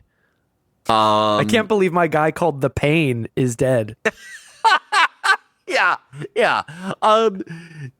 I wrote down here, by the way, I'm not saying he didn't piss his pants on the bridge, but this is another Sokolov pants pissing scene. Because Ocelot plays like a really stupid version of Russian roulette with him. He takes out like 2 other guns, right? He takes out 2 guns and he's like, there's like 1 bullet in one of these, I think, and just like dry fires them. And it's like how do you win or lose that game? It's so, like he's just firing until he kills you. But he just makes Sokolov pee himself. And then Volgan, angry at the death of the Cobra, and possibly sensing revisionism, says, I fear Khrushchev has a hand in this. Yes. He doesn't like this flirtation with the free market on the edges of the economy. This is also, I love the Volgan boss dynamic because, like, you know, Volgan towers over her and he's like an electric guy, but he's terrified of her because he's like, how do you know he died? And the boss goes, I put a tracking device on him because I'm making all of my supernatural guys fight Snake one by one in a straight line, one at a time. And he's like, good with me. I don't think they should all attack him at once. But the end is here in a wheelchair. And once you get that control, you can, if you pilfered the sniper rifle, just shoot him in the back of the head or blow up some barrels and skip his boss fight. Yep. You can skip his boss fight by shooting him in the head, and which is really funny because one of the wheels of his wheelchair, he explodes, as they all do when they die. And you can hear him say, end. And his wheelchair explodes and the wheel shoots out of the dock and hits you in the face. But you can also just hurt him a bit so that his health is lower later on when you are supposed to fight him. You don't have to kill him. Oh, I didn't even know that. Yep. His health stays low for later on in the game, which could be how you want to shorten that boss fight. I had no idea about that. The more you know. But I love the dodging the wheel thing. Yeah. It's always funny to me. Yeah. But it's pretty grim humor that you just made defenseless in that moment, a completely defenseless old man explode, and then on top of that, his hubcap comes and bonks you in the head because he's just been obliterated into a million pieces. And he's like the most like honorable member of that entire collective. Oh yeah, he's a real soldier. Yeah, he's a lot more dignified as old as he is. He's a lot more dignified than the Ninja Turtle guys, you know. What do they even talk about? Like, what would you talk about with the Fury? Oh. Hey, how are you today? Angry again? and if you call Zero, you're like, I killed this old man. I didn't feel so good about it. and Zero goes like, Snake, that's what war is. You gotta just do the mission. And Snake's like, Jesus. But Snake is kind of ashamed if you just fucking cap an old man in the back of the head. Yeah. And by the way, killing the Cobras isn't really part of the mission. Like, you have to do it to progress, but it's like Zero wasn't like, you have to also kill all of these guys. Certainly not that way with that old man, but I guess technically if the boss is sending them after you, it's part of your mission so you can get to her. Yeah. Anyway, this leads us through a warehouse into a jungle that has a lot of annoying traps if you don't have your thermal vision. Mm-hmm. But we now go to our first disguise portion of the game in Grannon's Design Depot, where you have to get through like some fences, some guard dogs. Yeah. By the way, if you shoot the guard dogs lethally, it doesn't count as a kill. But once you get in, you put on the scientist disguise. And I always laughed at this because Snake doesn't take off his headband. Yep. Boss noticed his headband during that meeting early on and said, You see that? You can't even give up the past. You're wearing my headband. Yeah. He doesn't even take it off when he's pretending to be a scientist, and he looks insane. It's so crazy, in fact, that guards won't fuck with, unless you really do something weird, they will start asking who you are. They're suspicious. They can become suspicious of you. Yeah. But other scientists immediately start screaming for help if they take a full look at you. It's an instant alert status, too. Yep. You don't have to get all that much around the facility, but you can if you want to. There's a lot to explore. But if you go into the basement and then past some science guys, you meet the greatest scientist in the history of either side of the Cold War, I would argue. Yes. You meet Grannon, who he is shit-faced. Yep. He looks great. Snake comments on how much he loves his shoes. Yep. And who are you? You mean you've never heard of me? And you call yourself an agent? And Grannon explains that, wouldn't you know it, Sokolov is his bureaucratic rival. Yeah. And he doesn't like Sokolov's idea for Shagohod, for this mobile, this weird mobile, ballistic missile artillery thing, because he thinks the basic concept is good, but they should have legs. They should be bipedal tanks. But Volgin has gone with Sokolov. Sokolov's the big star. So just to get his idea out there, Grannon corresponds with an American scientist who he points to him, and we see his picture, and he looks like a certain other guy who wets his pants. Yes, he does. And this is really setting up something, because we don't meet Huey in this game, but there's a photo of Grannon and Otacon's father, for those who don't know, Huey Emmerich. It's great, too, because it means that, Huey not only basically, ripped off Grannon and Sokolov, he ripped off peeing his pants from them and then passed it on to his son. He synthesized them. He took the Metal Gear from Grannon, and he took the pissing himself from Sokolov and became the greatest scientist. I like how, but I really love this bit where it's Sokolov is the Steve Jobs, and Grannon is the BlackBerry guy, where he just thinks he's so fucking cool with his touchscreen. But really, Grannon is he unfortunately comes to a horrifying end in about 20 minutes. But if he had lived, he would have seen his idea would cause way more death and destruction than Sokolov's stupid Shagohod ever did. Yeah, no, that is something that is sort of funny about that whole thing of well, I have to get my idea out there. It's not like they were making a new form of data storage that would benefit the world. He was I have a new horrifying idea for nuclear supremacy, and I hope someone does it. Yep. It's I invented the death ray, and it's I just want to see it built. I don't care about the political implications. Yep. He's fucking Grannon we talked about how he's a great character because he doesn't want to defect. He loves the Soviet Union. He loves Russia, but he's still yeah, I have a great idea for a doomsday device that anyone who had it would just have total nuclear supremacy. Anyway, I sent it to my friend in America just because honestly, Grannon probably should have been executed for that. It's just a fun character because it's this strange little moment. And by the way, it's cute. There's in addition to the Huey photo, there are little models of Metal Gear Rex and Metal Gear Ray, and even a Zone of the Enders character model on his shelf. So they're trying to scream at you hey, this is what we're trying to say here is you're standing in the room where Metal Gear was invented, and Big Boss doesn't even really know that yet. He will one day steal them a lot to do war crimes. Grannon does introduce the Philosopher's Legacy. Haven't you heard of the Philosophers? The Colonel has inherited their immense legacy. Volgin's father was in charge of the Philosophers' money laundering activities. In the confusion of the war, he somehow ended up with their treasure. And Volgin inherited that treasure illegally. We never need to worry about the military budget. The development costs at our facility are all paid out of the Colonel's deep pockets. Essentially, we heard last episode about the Patriots.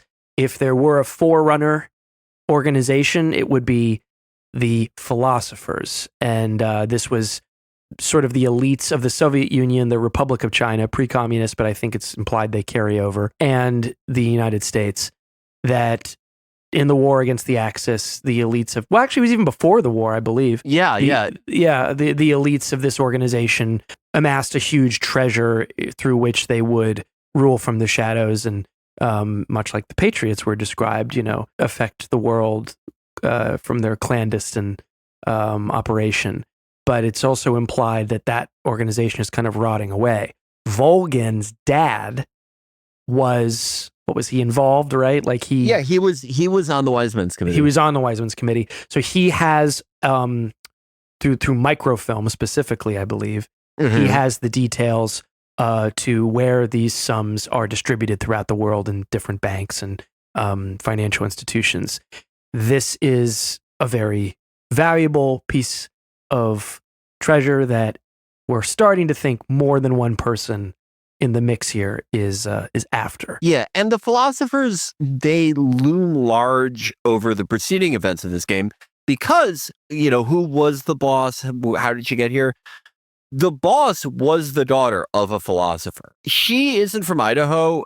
Ava is a character from Idaho. I messed that up in another podcast I did about Metal Gear. But I always thought it was funny that it's just like, you could be just some haste, like you own the biggest grocery store in like North Dakota, and they're like, all right, well, we need like one guy from the state.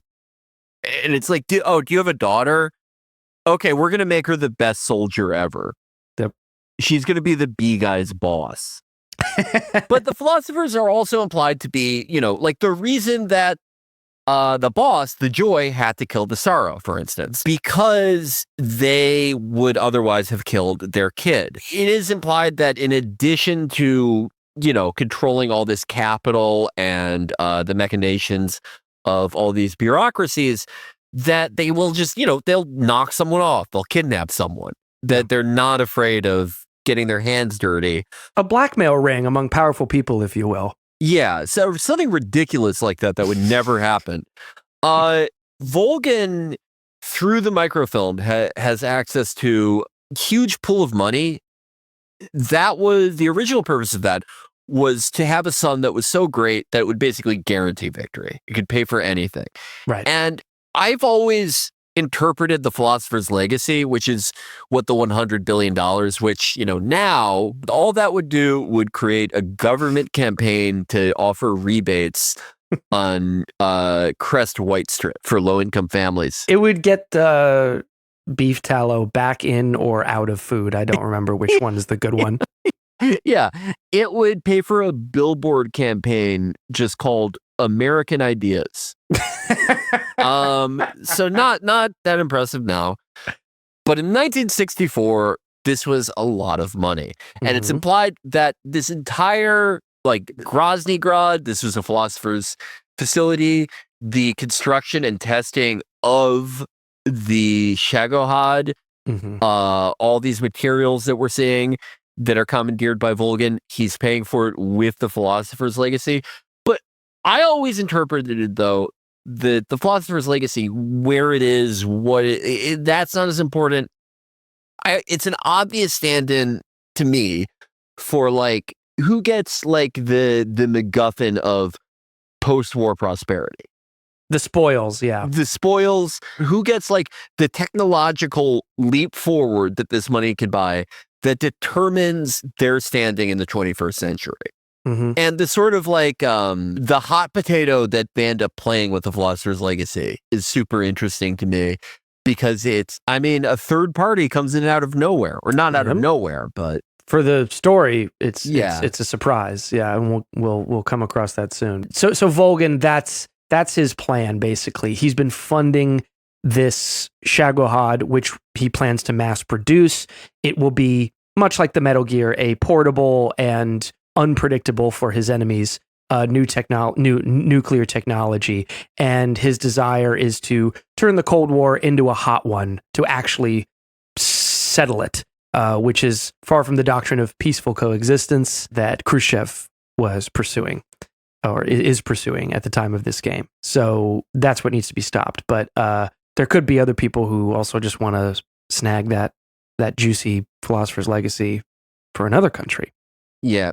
Oh, and by the way, the words Metal Gear are uttered twice in this game, and it is in Grannon's office. Grannon saying, it's something like they need a Metal Gear to walk or something. and Naked Snake goes, a Metal Gear? Well, he goes a mix of infantry and artillery or something. Yeah, I'll cut it in. yeah. He goes, a kind of Metal Gear. And Snake goes, Metal Gear? But it's like, I don't know if I would call that Metal Gear. Are you familiar with the theory of the missing link between apes and humans? Well, this technology will be the missing link between infantry and artillery. A kind of Metal Gear, if you will. I don't think it means anything. I think it's just a sci-fi kind of term. He didn't even make it up. Kojima actually inherited the first game, so he didn't even invent that term. He did. Yeah. His dad was on the Philosophers Committee. But yeah, it's a cool scene. I like Grannon, and he gives you a key card or a key of some kind to get to the mountains. Isn't that right? To get to the mountains so you can get to Groznygrad. To get to Groznygrad. And we're like, okay, thanks. Enjoy your drinking. Unfortunately, to get back to that warehouse, which will lead us to Groznygrad eventually, we meet the guy who presumably set up all those traps in that little crossover forest area. The creepy, slimy lizard guy known as the Fear. The boss's apprentice. I will give you fear such as you've never experienced before. Come into my web. Another Metal Gear technology, stealth camo, he appears to have access to? Yeah. He has stealth camouflage. He has a system of zip lines that he uses, and he's really fast. Mm-hmm. He jumps around a lot. When you just get a good look at his face, he does kind of look like an older guy in a local punk scene who really predates on like 17-year-olds. He really like the slick back hair, the widow's peak. It's funny, I was going to say his character's based on the Predator, but you just gave that a whole double entendre. That was his true innovation. He was the first punk scene Predator.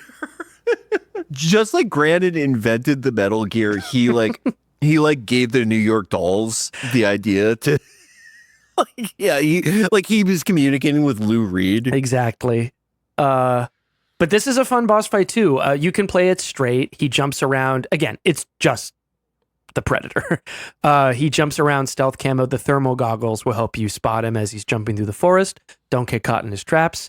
Oh, he also shoots you from the start with a poison dart, so I guess you might want to take care of that. But it really fucks you up if you leave it in. Yeah. But with every boss fight, we should mention, and this is the one where it's really fun to do it, you've been given a fake death pill at the start of the game. And it allows you to, in-game, fake your death. You get the game over screen and everything, but you can still, only if you die this way, intentionally, you can hit your left trigger wheel and bite down on a revival pill that's in your tooth. And then it can get you out of a sticky situation. You can use these in the boss arenas, and the first time you do it, they will think you're dead, and they'll let down their guard. If you do it more than once, they'll say, I know about your fucking pill. Don't even try it.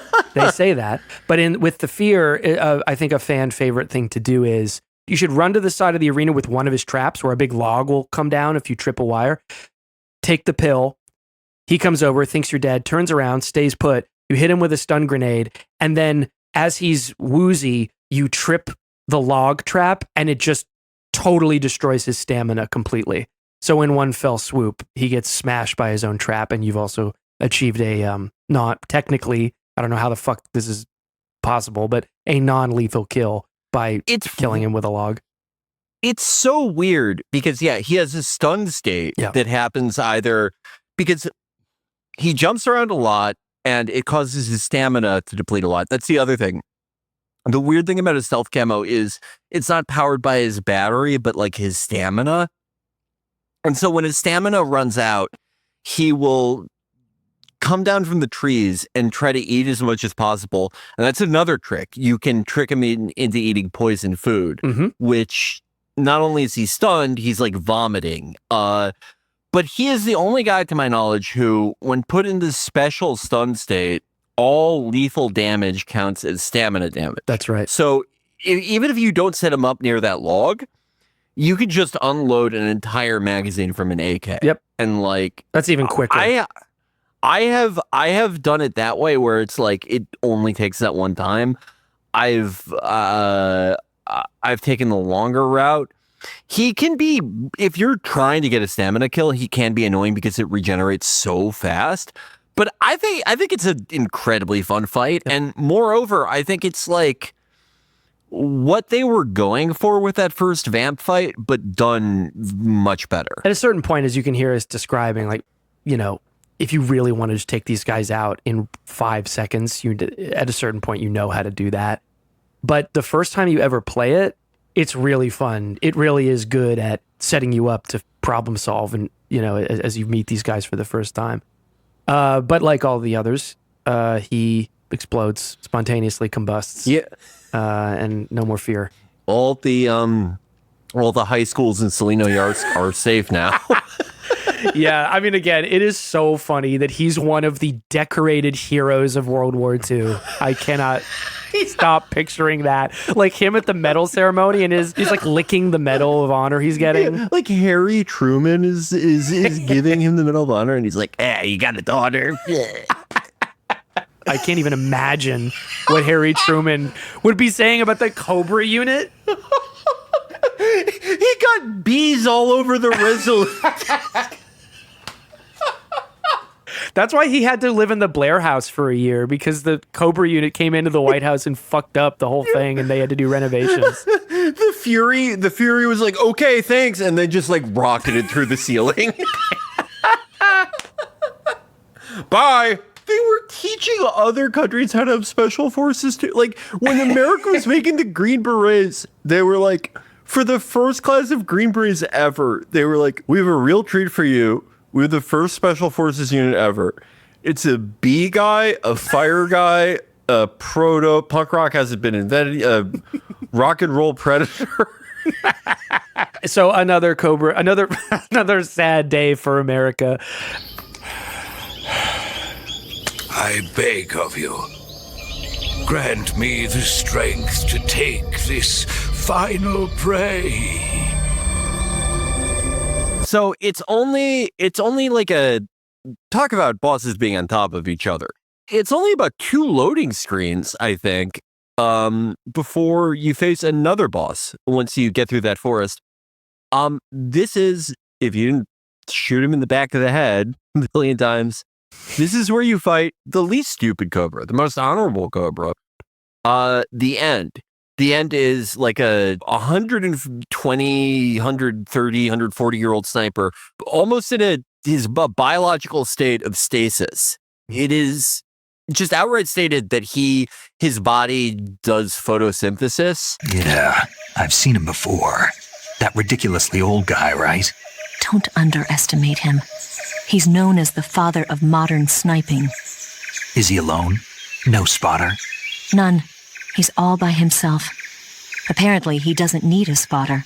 You can't be serious. I think most people, when they played this the first time, they played it as a sniper duel, which if you play it that way, it's awesome because it goes over this massive part of a map. Like there are, I think, 4 different sections you can fight him in, and can be really hard to spot him, especially if you don't have thermals. But he doesn't, most interestingly, he doesn't kill you. He shoots you with a Mosin Nagant that's been modified to shoot tranquilizer rounds.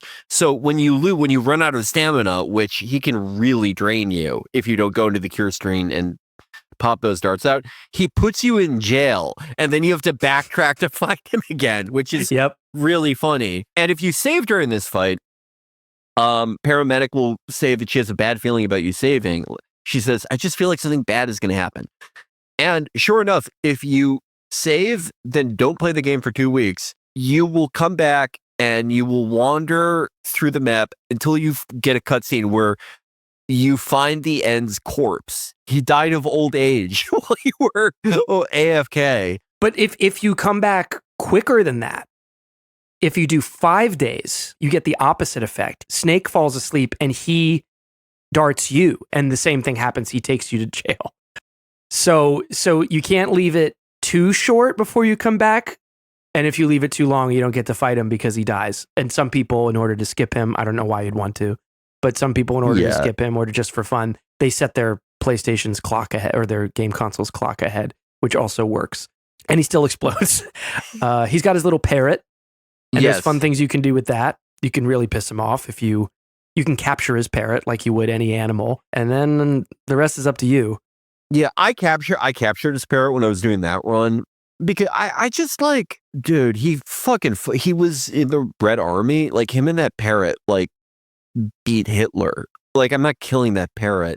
Yeah. But if you want to get his camouflage, which he has a great camo set, and in fact, the only way you can get a 100% camo rating is if you sneak up on him, which kind of difficult, but not impossible at all. Especially if during the Granite Depot, if you got the cigar spray, throw a stun grenade, blast him with the cigar spray, and then hold him up. So you have to point your gun at his head 3 times to get the camo, and then just shoot him in the head with the MK22. It will only take you about like at most 3 of those if you do that right. But again, there's so many ways to fight him. You can track him. You can if you put on the thermal goggles, although you can see them even without the thermal goggles if you squint. You can track his footsteps, and they will lead you to him hiding in some elevated brush. And then what I like to do is hold him up, and you stay holding him up. And Snake goes, freeze. And he goes, I don't think so. And you're like, oh, fuck, what am I going to do? But if you just stiffen your spine, because then he'll say, I don't think so again. But then on the 3rd refusal, he will start to wiggle his ass in the dirt. It's just this man is just, there's no way to not humiliate this poor old man in this game. And he will drop you his camo. Which is the moss camo, right? Which it makes use of the photosynthesis. When you're in the sun, your stamina is that what it does? Your stamina, it's like constantly absorbing the sun's rays. But then he blasts you with a stun grenade and runs off again. But I like tracking him. I like that kind of in between of not a full sniper fight, but not thwacking him down within the first 5 minutes. Which is one of the great. I mean, that is the thing with all of these fights. Obviously, we love MGS1, MGS2, but like not only is the design, the attack variety, the stages of all these bosses so much better, there's only like a few ways to skin a cat in the first 2 games in the Solid series. There's every single boss. There's so many things you can do. The only thing I don't like about the end fight is there's no way to like if you're going for a no-kill run, there's no way to have a sniper battle with him where you don't kill him. Yeah, you would need his gun in order to do that. And you don't. There are a couple guns you could start in New Game Plus with, but the most Nagant is not one of them. And he's the only guy. He went into it saying his cutscene right before the fight starts. It's the only one where he doesn't sound like it. The Cobra member doesn't sound like an idiot.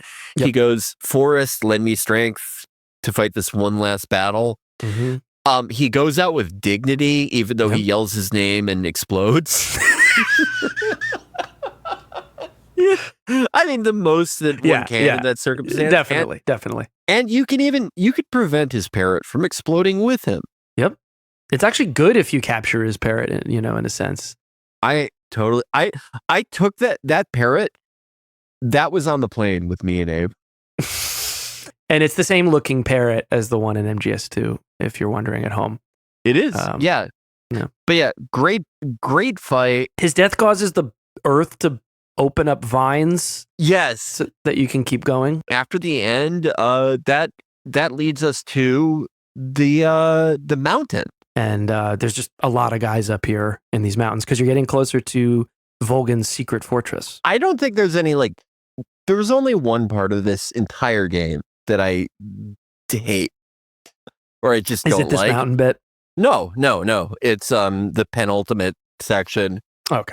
But oh yeah, the escort mission. Yeah. But I feel the exact same way. I don't. We'll get to it. But Jesus Christ. But this is, especially in higher difficulty, can be very tedious. There can be a lot of waiting, and also like, if you've been playing the bosses non-lethally, the chances are that you're going to be low on like MK22 tranq dart bullets. But it is pretty fun as long as you didn't blow up the helicopter, because if you blow up the helicopter, it will be replaced instead by guys on hoverboards who actually do spot you, unlike the stupid helicopter. Yes. And you make your way up to rendezvous with Eva at the top of the mountain, basically. Yeah. And this is, this is, during my second playthrough, this is when I just posted, like, those Eva scenes are fucking hot. Because, like, there's just this great, like, from the moment they see each other, there's, like, romantic and sexual tension. But they're addressing each other more directly now. Ava is coming on to him way more directly. But she senses, like, it almost reminds me, the way that she tries to, like, brush up against him, it reminds me of the first time in Casino when Sharon Stone tries to seduce Joe Pesci. Yeah. Where he's just, like, stiff as a board. Yeah. They are sort of talking about how, like, what is the nature of this relationship between him and the boss? And Snake basically says she was like a master, she was like a mother, but we were more than friends, we were more than lovers. It was a type of bond I couldn't possibly understand, and now I have to kill her. Yeah. It just a really well done scene.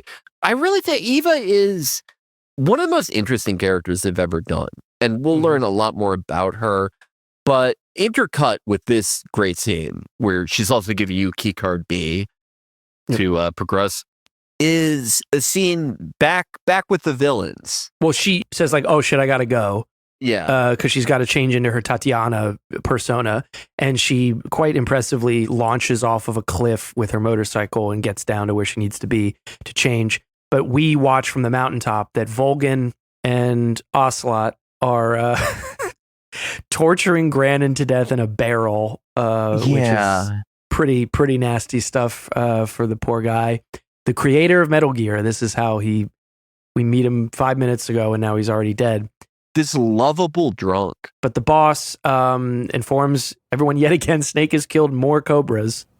Ocelot talks about how he wants his, I guess at this point, like third rematch or fourth rematch with Snake. And Volgan goes falling for him.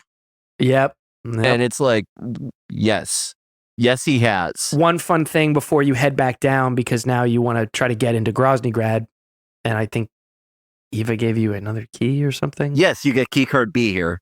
Okay. If you use your binoculars and look down where Eva and Ocelot still are, you can see Eva, when Ocelot walks away, she mocks his hand gesture. You know, the "you're pretty good" gesture. Yeah. It's really funny. They just hang around. They hang out down there, and she just goofs on him while he's not looking.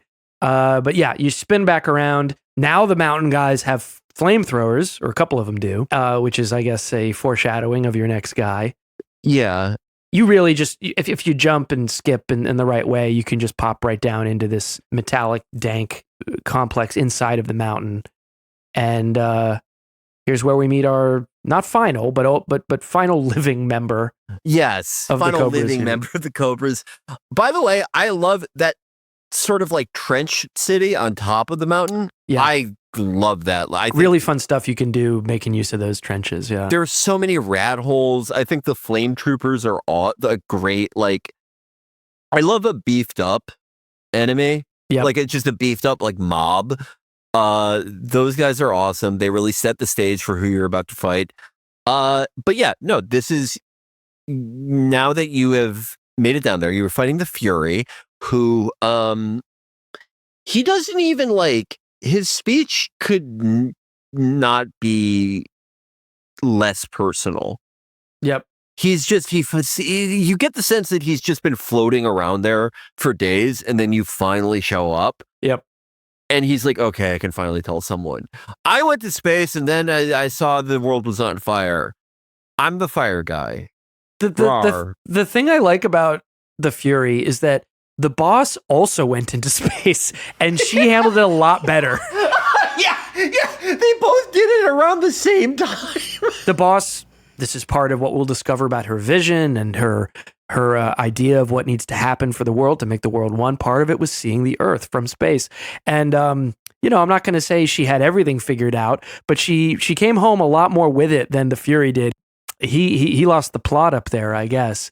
So now he flies around with a flamethrower, is still wearing his old astronaut's outfit. I am the Fury. The flames of my rage will incinerate you. I came back from space. As I returned, I had one vision. The world set ablaze. And do you know what I saw there?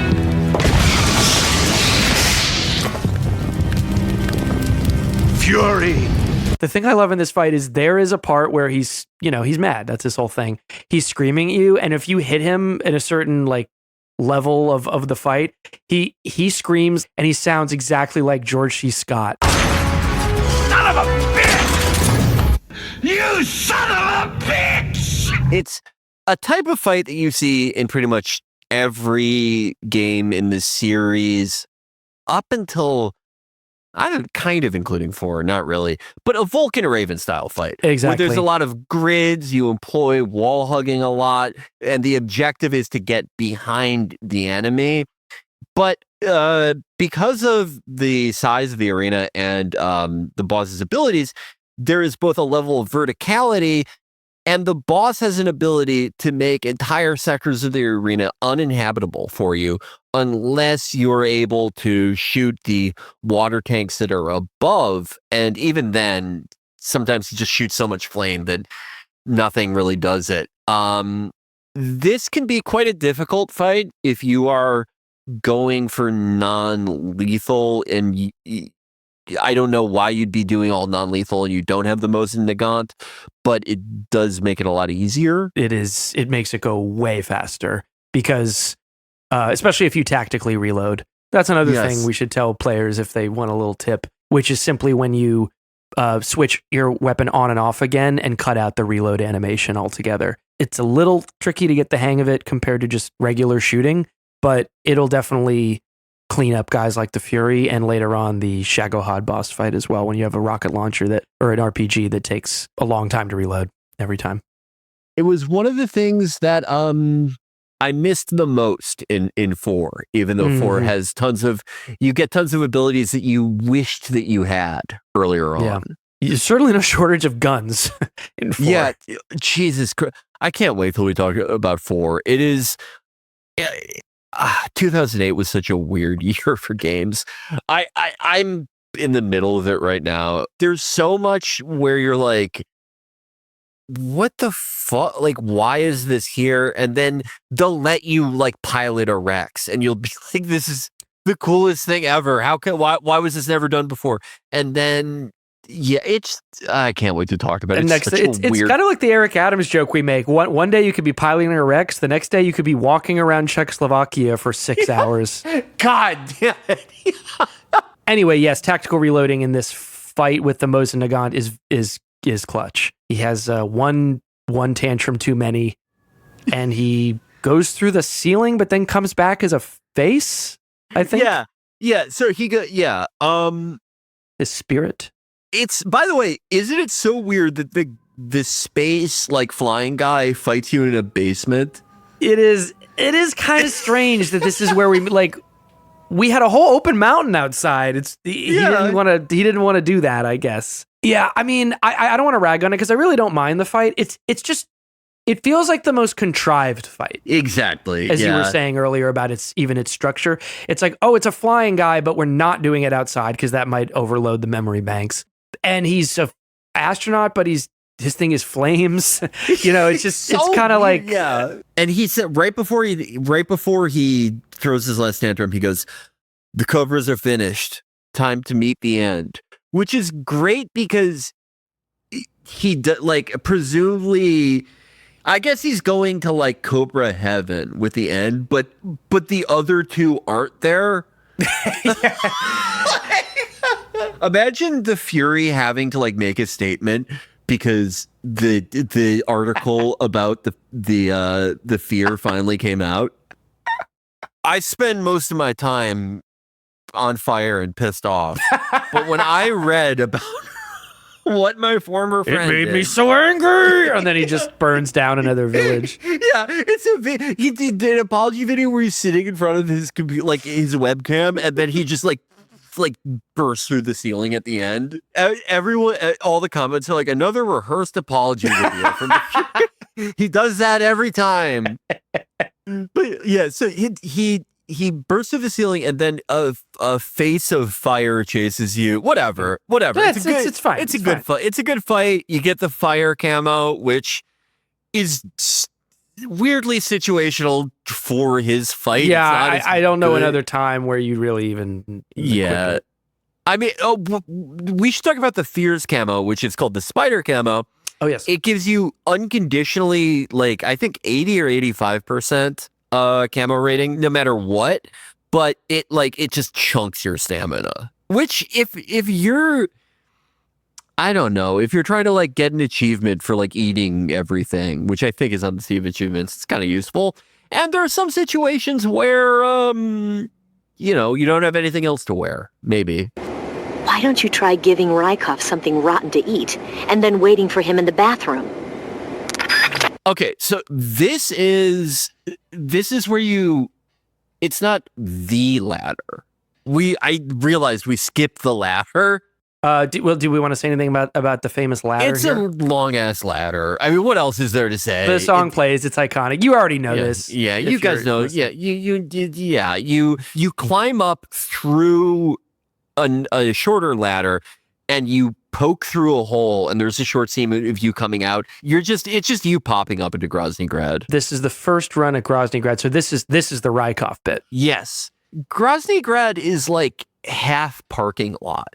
Like I feel like if there are Yimbys in Selenoyarsk, they are raging about the land use policies on Groznygrad because but it has some very difficult guard orientations, especially in higher difficulties. But I think it's pretty fun to explore, but you can zip through it quickly. The object, at least I think the best way to do it is to go to the northeast, which is an actual parking lot, put on cardboard box A, and then they drop you inside the facility where, once again, you put on the scientist costume, and thankfully there aren't a ton of scientists inside this part of Groznygrad.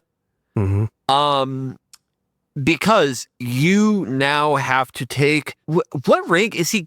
Captain or major? Colonel Rykov. Oh my God, that's right. They made him a colonel. Yep. Eva, about this Major Rykov. Yes? You said he had colonel class authorization, right? Right. But his rank is major, so how can he have colonel class authorization? Rykov is treated as an officer of equal rank with Colonel Volgin. Treated as the same rank? Yeah. Even though he's a major? Right. Why? You don't know? No. Even after seeing that photo? Nope. Has anyone ever told you you're a bit slow? You have to just basically knock out Colonel Rykov, who is heavily implied to be Volgin's lover. Yes. There's a lot of Ava says it doesn't matter if you don't sound like him, you look like him from the back. That's all that matters for Volgin. God. If people don't know at home, Rykov, we kind of alluded earlier, it's Raiden. It's Raiden, It's Raiden's character model. They're joking that everyone hates Raiden. Ah, your Rykov disguise has turned out nicely. Yeah, not even his own mother could tell the difference. Indeed, you're starting to irritate me already. Why? This look should make me more popular. I wouldn't bet on it, but whatever. So here's a Soviet colonel that you need to disguise yourself as in order to get into the weapons wing. And in order to do that, you will need to isolate this Colonel Rykov, i.e. Raiden, and put his ass to sleep, drag him into a locker, strip him. We know how much that has happened to his people who look like him in the future. I was about to That's wait. Weird. That's so weird. This character's son is going to do this. Yeah, this character's clone son / brother is going to strip a guy who looks exactly like this guy. God. It's so weird. Like, I'm afraid to look it up because I feel like if I look up like this specific phenomenon, it will be like some insane like shipping community that ship characters I've never thought about. Oh, like almost certainly. Yeah, there are people who ship like Colonel Campbell and like Kaz. This is a fun bit because it's another costume section, which we kind of got to do in 2, but now it's even goofier. You can do a lot of stuff with Raikov. You can throw food at him like other guys and he'll eat it and he acts like Raiden. But if you square off with him, he does a somersault kick to you like Raiden does. And they're just fully having fun with it. But presumably you put him to sleep, you choke him out, whatever, and you drag him, hopefully without anyone seeing you, into this sort of like lounge in the second floor. I never got why people... this is the easiest way to do it. I put on the scientist costume. I guess it's for like people who didn't pick up like the handkerchief and shit. Yeah. But for me, I just wait in that lounge because he always paths into that lounge and no one else comes in there. Stand there and then wait for him to walk over to the lockers. Then I like use the handkerchief on like just one press of the square button. He goes out and you get the cutscene where you take his clothes off and true to form, every time in 2004, this general time period where a character was implied to be like gay and lame. Yep. He has a thong. Their clothes, they were wearing a thong. Yep. Which is, it's always so funny to me. Like, just, oh, this guy's so gay that even though he's just going to the office today, he's going to put on a thong. That's what we know what they're like. Yeah, it's like every gay guy in the world is just like, time to put on my normal suit, but I'm wearing a thong underneath. Why did they do that? It's so stupid. I have to say that sounds pretty fucked up. How you get him? You follow him into the locker room and then you put a handkerchief over him. But I'll tell you what, every time I play, I know he's in the bathroom, and he is. And I go into the bathroom and he actually says, like, you knock and he's like, someone's in here. You do it a couple times. And then he goes, okay, come in. Clearly the person is not making a mistake anymore. They actively know you're in there and are going to do something weird, which of course I do, because then I go in and I choke him out and I drag his body and I lock him inside of a locker.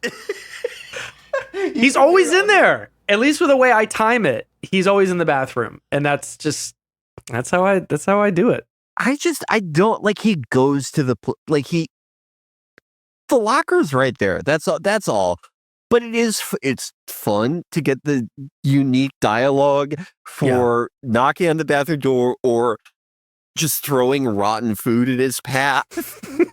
You can really like fuck with this guy. Yes. I forget. I've never killed him, but apparently something happens if you kill him instead of just like knock him unconscious. I think if you interrogate him, he says something Raiden-y. If you interrogate him, he says, April 30th. Yeah, that's it. That's it. It's a fun set piece. It's a fun little set piece. And this is also these lockers are where you get, in my opinion, the coolest suit in the game, which is the Soviet sneaking suit. It's in one of the... It's my absolute favorite thing. And whenever I start a new playthrough, I always just wear that almost the entire game. But you could also get the maintenance suit here, which is incredibly useful for one stage. I mean, so Portable Ops, the canonicity is disputed, but Rykov is in Portable Ops. It's canon that he survives this. But because it's implied that Rykov also like abuses underlings, not like sexually, but he just like hits them for no reason. Mm-hmm. So he's really like not. That's another weird thing. They're like, it's not enough to make him gay. He also has to be like It's like he's just so he just like punches a lieutenant in the face for no reason every day. But obviously, after the events of this game, they demote him and sent him to like the backwater that is San Geronimo in Portable Ops. Right. But you can actually recruit him in that game. And okay, I don't know. It would be really weird if he wasn't related to Raiden in some way. I have never played Portable Ops. I'm not hating on it. I think I've skimmed like what it's about. It feels like a little bit too much, like there one too many entries about this interim period, you know? Yeah. I have some opinions that we may differ on a little bit about the necessity of how long we spend in the pre-Big Boss transitionary era. Because it feels to me sometimes a bit like, when are we going to get to the fireworks factory? But I think Portable Ops is the easiest one to argue. Like, you really don't need to, in addition to it not being canon, like it's not. There's a reason we're not going over it. We're not doing an episode on it. And I do kind of agree with you that like, I get the point of that trilogy spanning just like 10 years, but you really do think like there are some other time periods, including just the present, even though I think Metal Gear Rising, there is no problem with having that be the canon last entry. I don't mind that. I don't mind it at all, but I voted for Senator, what's his name? Senator Armstrong. Senator Armstrong. But the reason I was saying that is, does the timeline work out? Because Rykov is what, like mid-30s around Portable Ops? If he looks like Raiden, he's Raiden's age.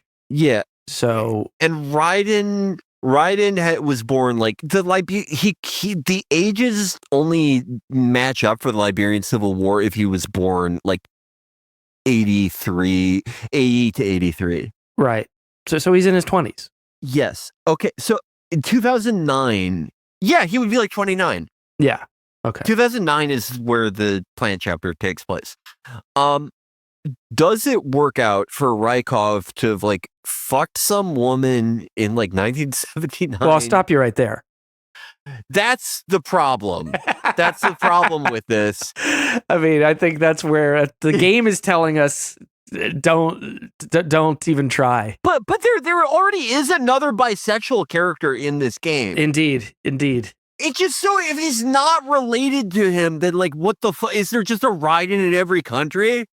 Yes.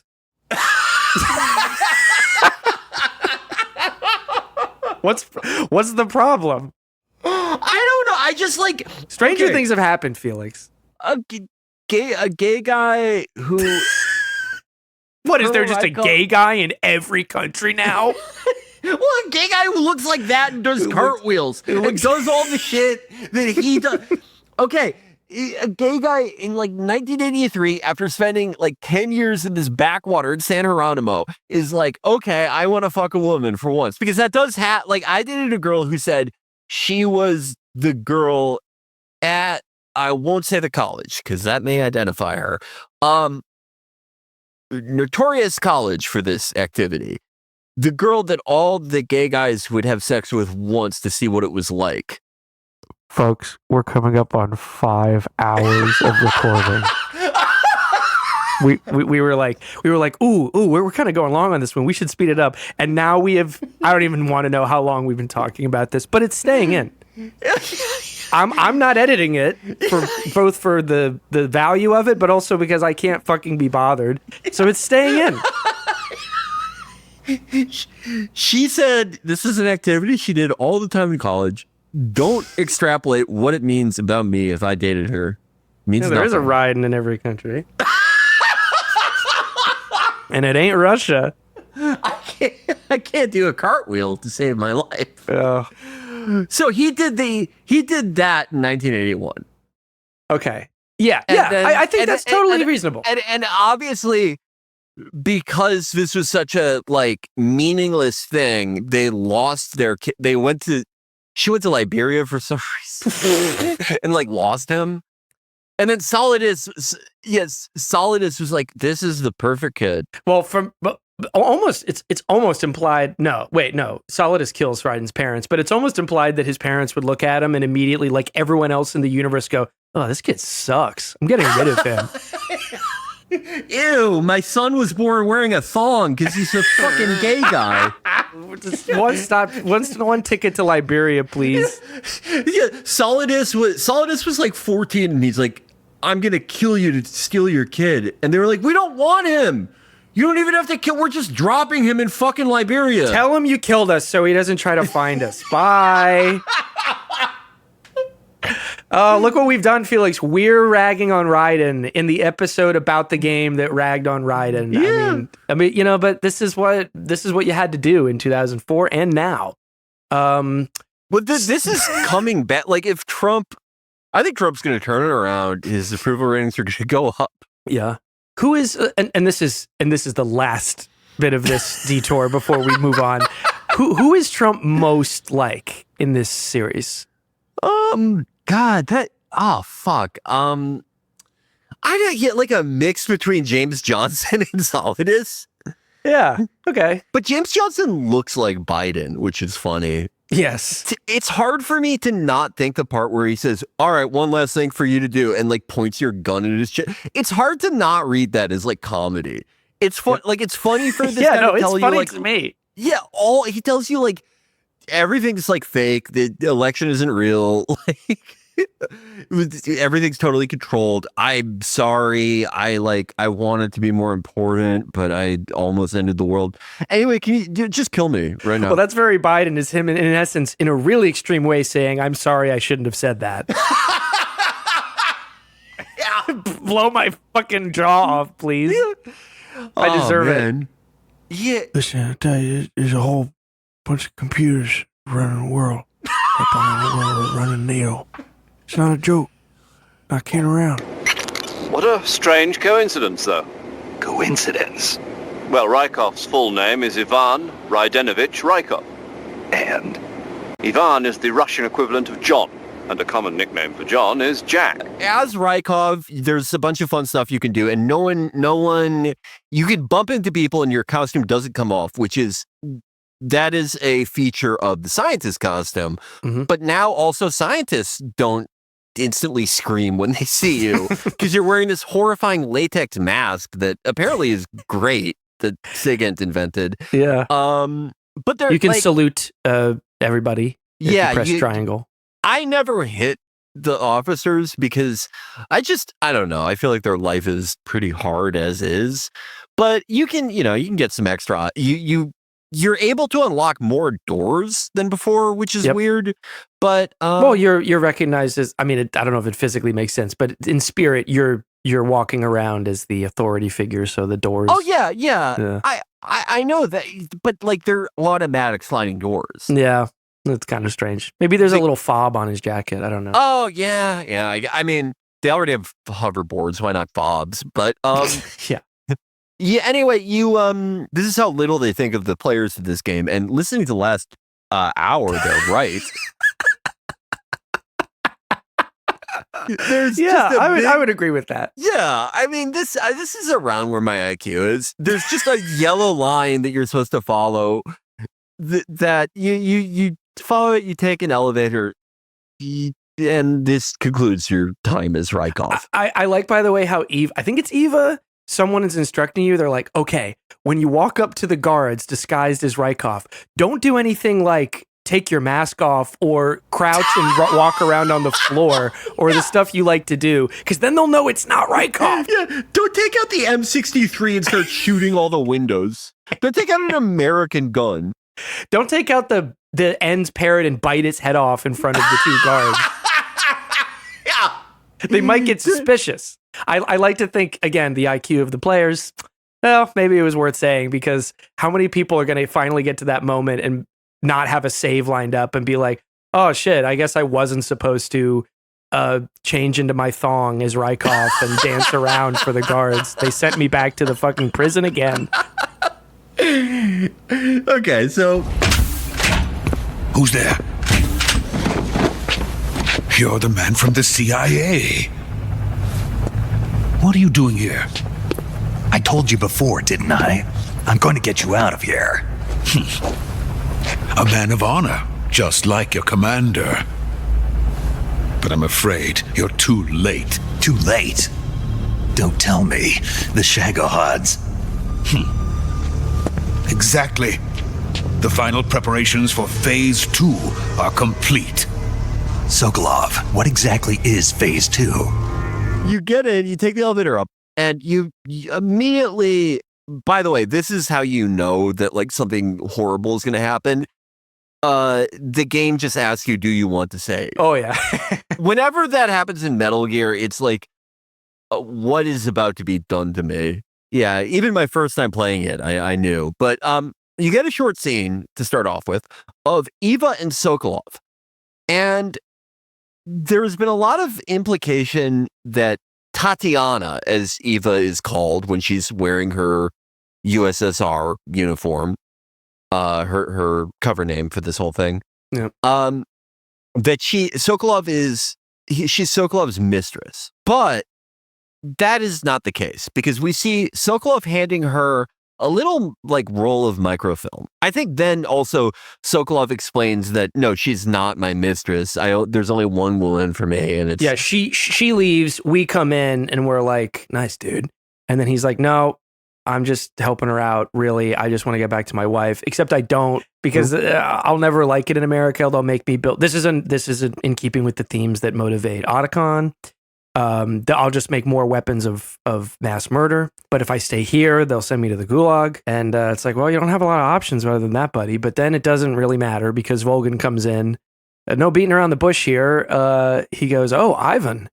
And immediately, much as James Johnson did, although for very different reasons, grabs your groin. We didn't address this in the last episode, but James Johnson almost certainly does that because he thinks his assassin was supposed to be Olga. Yeah, and so he thought, okay, James, she has one weakness. Well, I mean, in this game, I guess as a callback, whatever. Another guy that looks like Raiden needs to be pawed in his area. And so Volgin does that and I guess recognizes that it doesn't feel right. And this is where the first of many references to the fact that Volgin was implied to have had a sexual affair or even serious relationship with Ivan, because later when you fight him, if you put Ivan's mask on, he's like, oh. And then if you punch him, he realizes that you're Snake and he goes, I'm going to fucking kill you for what you did to my boyfriend. So it's amazing how far he got. Like, he knows Snake, like, Snake is right in front of him. This in the boss fight, yeah. But here he's like, oh, hey, Ivan. And then Snake's like, fuck. He grabs you and that's when he figures it out. And then you toss him to you like do a CQC toss. You CQC him, right. But then the boss comes in and kicks your ass and goes, what the fuck? And then he pulls your mask off. So fun's over. I hope you got your laughs in. Yep. Because the screen goes black and you hear, I mean, what does it even sound like? It sounds like a side of beef getting hit with a baseball bat. Yeah, he's thumping Sokolov, whom he already, before we faded to black, because we got the shit beaten out of us in that last cutscene, let alone in the torture room. As we black out, Sokolov has been shot in both legs by Volgin. And now he's being murdered, right? That's the end of Sokolov. Yes. So that's one mission, another fish and mailed. I guess he's dead. I hope you'll prove more entertaining than he was. But first, let's take a look at your body, shall we? Now we see, with the screen still black, but just our health bar, we see our health decreasing as our controller shakes. Eventually, this is one torture scene where you do not have to press triangle to survive, weirdly. Even though I remembered it being that way. You can withstand the damage if you hold, I believe, R1 and L1. I didn't even do that. But you can't let go, or else you get all the damage at once, I believe. So it's not mashing. I think they were like, let's not do mashing this time. But it doesn't really matter because you're not in danger of dying. You just take a lot of damage. Anyway, the bag comes off of your head, and there is a lot going on in this scene. I love this scene. Volgin is furious. All the cobras have been killed. And the cobras, by the way, were supposed to be like one of Boss's gifts, one of her, the signs that you could trust her as she was defecting. Right. That he was getting these super weapons. They're all gone. All this weird shit is happening. Snake has gotten to this point. He knew to abduct Rykov, stuff him in a locker. There's a spy in our midst. The boss just steps to him and goes, "Are you saying I'm a spy?" And Volgin cowers away, which I thought was great.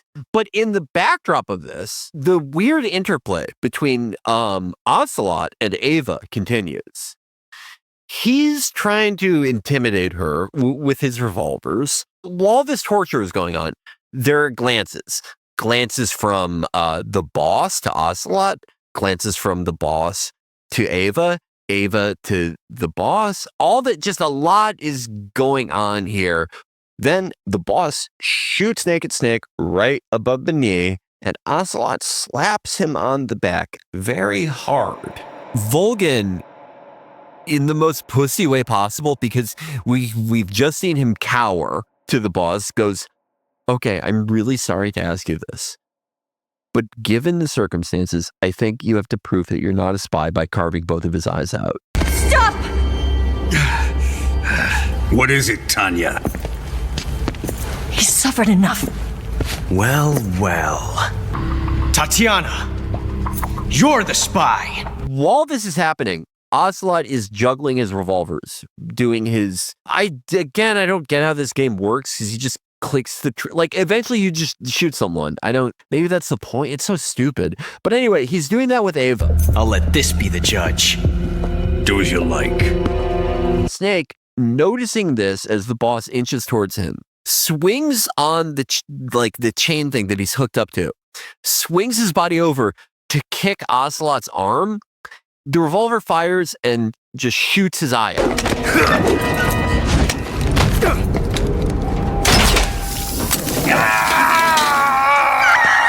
Volgin and Ocelot just burst into laughter, and Volgin just goes, "One eye's good enough, and that was pretty funny," and leaves. And the boss didn't have to do anything. Wasn't he just saying that she had to prove that she's not a spy? Yeah. Volgin is the perfect stupid villain, because he was the object in the room that moved all these great characters along. But holy shit, is he stupid. Yeah. Well, it's also, he's such a sadist that it's almost like he was more interested in the violence than he was in any kind of logical proof of something. Yeah, that's how the famous big boss lost his eye way back when. Well, don't suppose you could let me out of here? Huh? I can't do that. Hey, don't you go getting any funny ideas. We're back to the tradition of a snake is in a cell being guarded by a man with IBS, and there's, I think, 3 ways to get out of this one, right? Yes. So if you pressed R1 during the torture scene, you saw the Sorrow waving a sign around that was a codec frequency. This frequency lets you out. But if you get out this way, all you have is a single action army revolver with no bullets and an alert. The best way to do it, and by the way, you have a fork, which you can use to just, when you kill animals with a knife, it turns into a ration. When you kill them with a fork, you just eat them directly.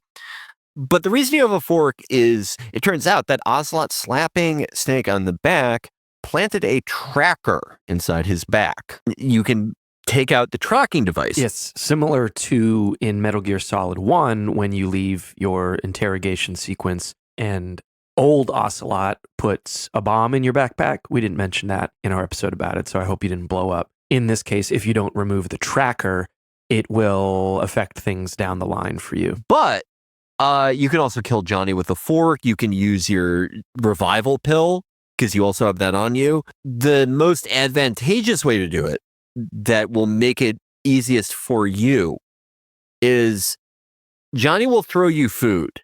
And it's really shitty rations. It's like bat, like stuff that Snake hates. Your stamina goes up depending on how much Snake likes the food. He seems to love every snake, at least a little. And stuff like bats, he thinks is gross. Rats, he weirdly likes a lot. But anyway, he's throwing you some real shit to your rations. If you throw them back, and this will take a while because he'll eat them immediately and in classic Sasaki fashion, shit his brains out instantly. Here it comes! Still going? Wow! I didn't think that was possible. That's a record. But if you do that 3 times, you get a cutscene where he goes, you know what? You're not so bad. Let me tell you about my life. And you find out that he has a kid in America. This is a recurring theme in this game that of both Russians and Americans going like, I fought in World War II. It's so weird that we're enemies now. I hope it isn't always like this. You just have this whole heartfelt thing. He even goes to the part of the prison where all your shit is, and he gives you back your cigar case that has the sleeping gas that hopefully you grabbed in Grandin's Depot, because it will make your playthrough a lot easier. So what you do then is you can either knock on the door or, hide under the bed.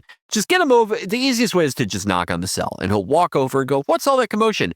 Blast him with the gas, and then you have like a minute after you use the codec frequency, which you get again during the Johnny Sasaki scene. If you R1, you can see it's written on his file. He's carrying something. His photograph. And it's also of his family. Right. And it's also written on Granin's chalkboard in his office. Oh yeah, that's right. Yeah. There's a couple of spots where I think they were just like, this is the frequency you want to remember.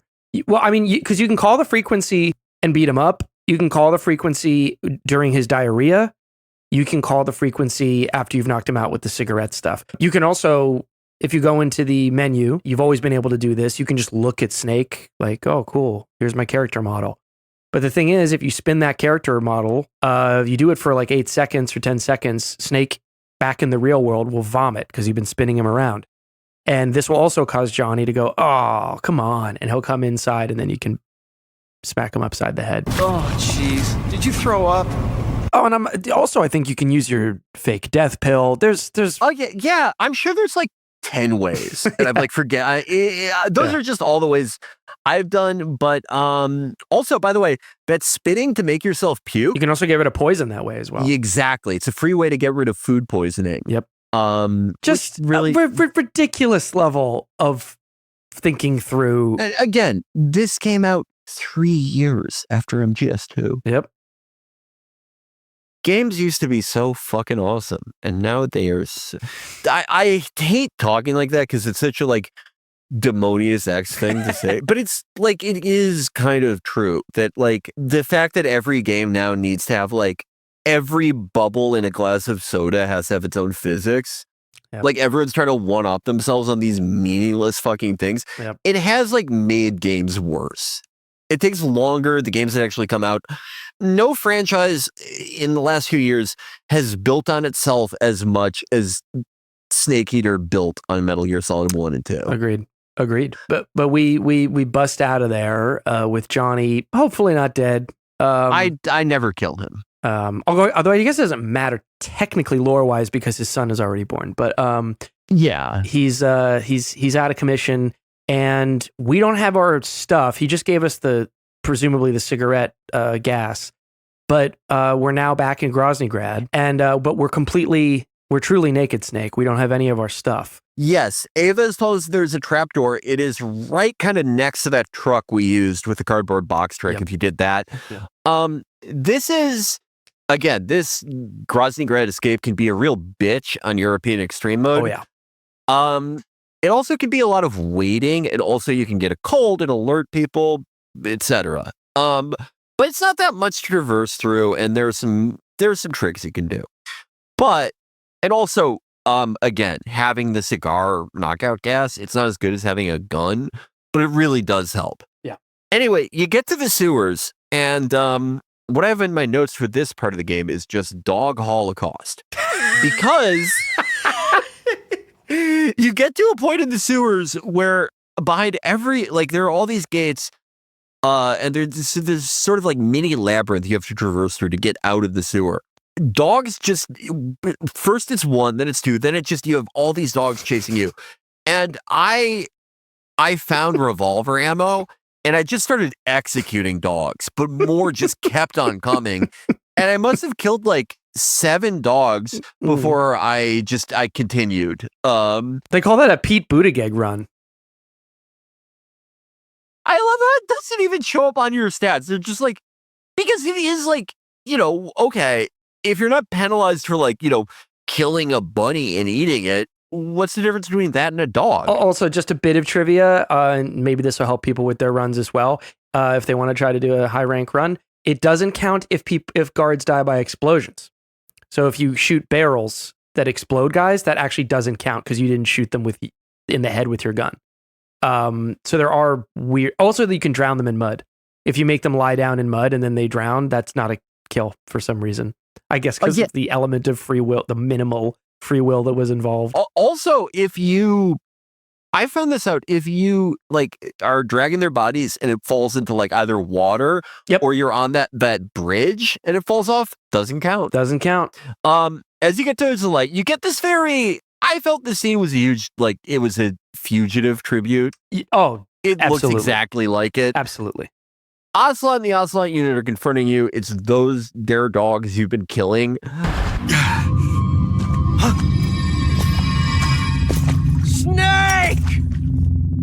Ocelot, I think this scene's very interesting because it really seems like Ocelot is trying his best to make it look like he's trying to kill you in front of his guys. Yeah. I truly don't believe he wants it to end this way. Right. I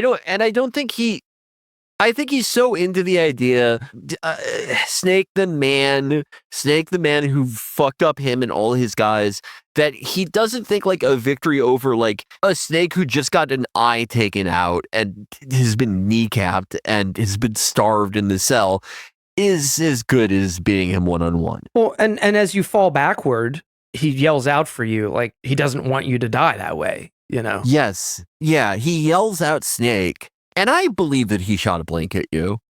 And the final shot of this scene, it's Ocelot, it's all the Ocelot unit guys looking down to where Snake just jumped off of, and Ocelot just on his own walking against the current in the opposite direction. Yeah. I thought that was a great shot. It is. If there is a single moment where he decided he doesn't want to kill Snake, it probably is that. Are you one of the Cobras? Sad. So sad. A host of sorrows.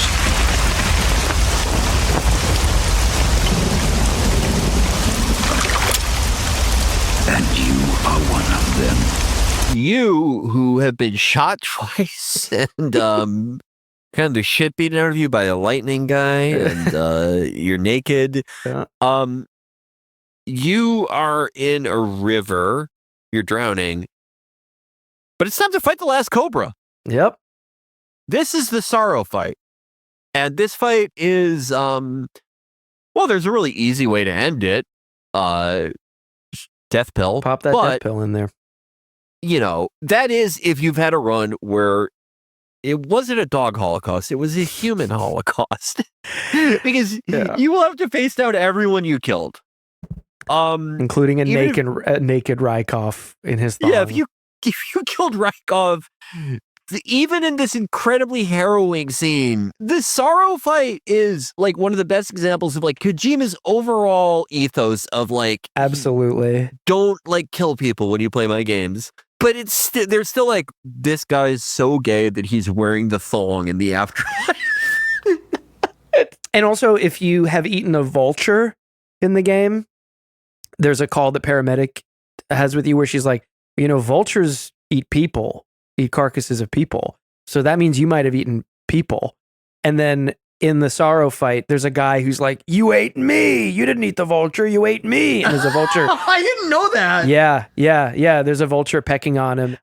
So there's all different ways that you can run into your victims. I think if you shoot guys in the crotch, they walk by and they're holding their batch. For me, the creepiest thing in this fight is, well, a lot of the stuff the Sorrow says is incredibly creepy, but the creepiest death is if you slit throats. A guard will just walk by clutching his throat, doing that stumble that they do when they die sometimes and going, my neck. It's as harrowing as you want it to be. The Cobras are in this no matter what, even if you killed them non-lethally, because as you know, if you tranquilize someone enough times and they scream their name and blow up, that is your fault. The Supreme Court just decided that. But the only reason to get to the end of the river is to touch the Sorrow's actual body, in which case you get the spirit camo later on. And the spirit camo is really good.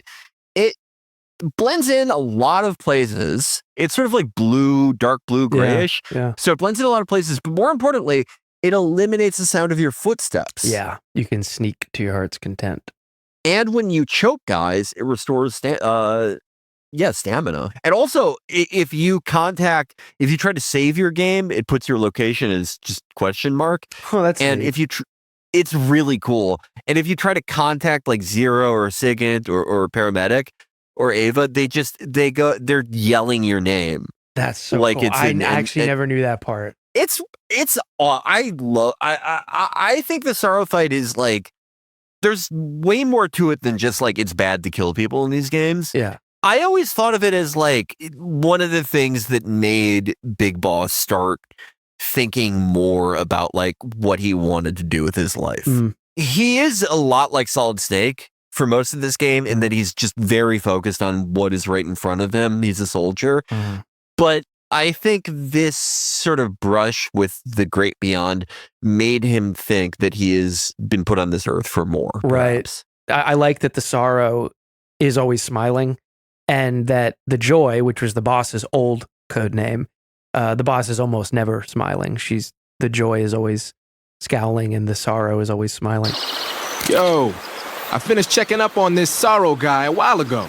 Thought you guys already knew, though. Knew what? That he's dead. He's been dead for 2 years now. Died 2 years ago? At Selino Yarsk. You know, those cliffs you were at. And the boss is the one who did him in. The boss? Yep. 2 years ago, the boss was sent by the CIA on a secret mission to Selino Yarsk. That's when she met the Sorrow, who'd gone back to the Soviet Union after the Cobras broke up at the end of the war. Except this time they were enemies. And then what? The boss killed the Sorrow herself and accomplished her mission. At least, that's what the records say. You emerge from the water. You've lived. You did a Ebenezer Scrooge. Yeah. Where you get a second chance. And because Ocelot planted that bug, if you do not take it out anytime before the Sorrow fight, which you could take it out in the prison cell, you could take it out in the Grozny Grand parking lot, you could take it out in the fucking sewers while you're doing the dog holocaust. If it's still in you during the Sorrow fight, you are going to have to fight the Ocelot unit right outside the waterfall. And if you face them here, leave the tracker in to get a special scene later on. But yeah, this is a really hard Ocelot unit fight. Yeah. At most, you have a single action army, a cigar spray, and I've seen some guys have M63, the light machine gun for this scene. I don't know where they found that. I assume it's in Grozny Grad, but I don't know where. I've never found it there. But anywho, I tried this just for kicks to see what it's like because I'd never done it before. It's tough, but not that bad. I had the cigar spray. I only incapacitated 3 of them, and there are a lot more, but you can just go into the cave and Ava in a cutscene will kill the rest of them. Yep. You know, Ocelot unit or no Ocelot unit, this is one of the most famous scenes from the game. Yep. This the scene behind the waterfall. Behind the waterfall with lovely Ava. I mean, the Sorrow scene, it is a rebirth in a lot of ways for Snake, but it also his relationships with all these characters are fundamentally altered after everything that's happened. He risked his life for Ava. No matter what, like something in him just did not want to see her hurt. He showed that he's more than just a student to the boss. Ocelot also saw the only guy who didn't notice, who didn't think, oh, this guy's kind of unusually like tough and there's something special about him, is dumbass Vulcan. Yep. Everyone else though sees him in a different light. He sees himself in a different light. But there is a you can get a scene where Ava pulls the tracker out of you with her teeth, and it kind of looks like the way the camera is cut off. It looks like an analingus scene. Isn't there shadows on the wall? And there's joke lines like she's saying, "Whoa, it's so small," and then Snake's like, "But it does the job." It's like a lot of fun innuendo. It's like a naked. It's like a naked. Talk about Leslie Nielsen. It's like a Naked Gun scene. You guys make a fire, and you have more intimate moments. So they make the fire. Ava now explicitly, like, fully comes on to Snake. Yeah. Can't even eat a snake during a mission, huh? I wouldn't mind eating you. It's implied that they spent the night together, but whether they had sex or not, I don't consider that important, though it is implied that Snake is still, like, resistant in a way. Mm-hmm. They're certainly closer now, but she does try to kiss him, and he sort of stiffens up again. Mm-hmm. There's an obvious like inversion of that there, where like the snake is tempted by Eve. Snake offers Ava to eat a snake in that cave, and she won't do it. Mostly, it is just it's sort of just like them getting closer and closer, like the sexual tension meter filling up more and more because they're naked in this scene. She like came through the waterfall on her motorcycle. She's like glistening. Ava does open up a little bit about her past because when he offers her the snake, he goes, "You didn't eat these in survival training?" And she goes, "No, we got the best stuff where I was trained." The same interplay we've been seeing, but they get closer and closer. She puts her motorcycle gear back on after giving us all her stuff back and giving us an eye patch, which I think is one of the more significant parts of this scene, and literally turning him into a one-eyed snake. Yeah. And this is, to me, this scene is like absurdly hot. Like it's hot, like any like bullshit movie that came out in the last 10 years, Saltburn or whatever. This is hot. These people had like 3 polygons to play with. Yeah. And they made this hot ass fucking scene. The Shagohod's booster unit uses liquid fuel. The fuel tanks are in the main wing of the weapons lab in the hangar housing the Shagohod itself. So I should blow up the tanks. That's the basic idea. With our gear back, our eye patch on, looking good, we ascend back into Groznygrad. Yes, we ascend right back into Groznygrad, and this time we pop up right in the parking lot. Nope. The tank parking lot. Yeah, the tank parking lot is so like silly to me. Yeah, and this time, this always made me laugh that like originally the tank parking lot is like sort of they're only like 3 or 4 sentries and like a dog the original time, but this time there's like 3 more guys and they're running like wind sprints around the tank. And I always thought like, are they filming Coach Carter? Like what the fuck? Just pop on a cardboard box. You just got 2, I think, in the sewer going back up. One takes you to the east wing and one takes you to the hangar of the Shagohod itself. Yeah. Pop on the Shagohod hangar. You're in there. You're staring at the bad boy. You put on the scientist outfit again, and you look insane now. Because you have glasses and an eye patch and a headband. Like, I thought the scientists were being dramatic. No, they should scream at you when they see you. Yeah. You have to make your way around the Shagohod and plant C3, as Eva has instructed you, on the, what are they? They're like... the fuel tanks. Fuel tanks, yeah. And blow the place sky high with the Shagohod inside. Well, you can also, if you go back to where you put Rykov's body, you can get the maintenance uniform, which makes sneaking around here much easier. But the maintenance guys, even though you don't have to wear glasses with the maintenance uniform, and it makes more sense that you would have an eye patch, they still scream at you.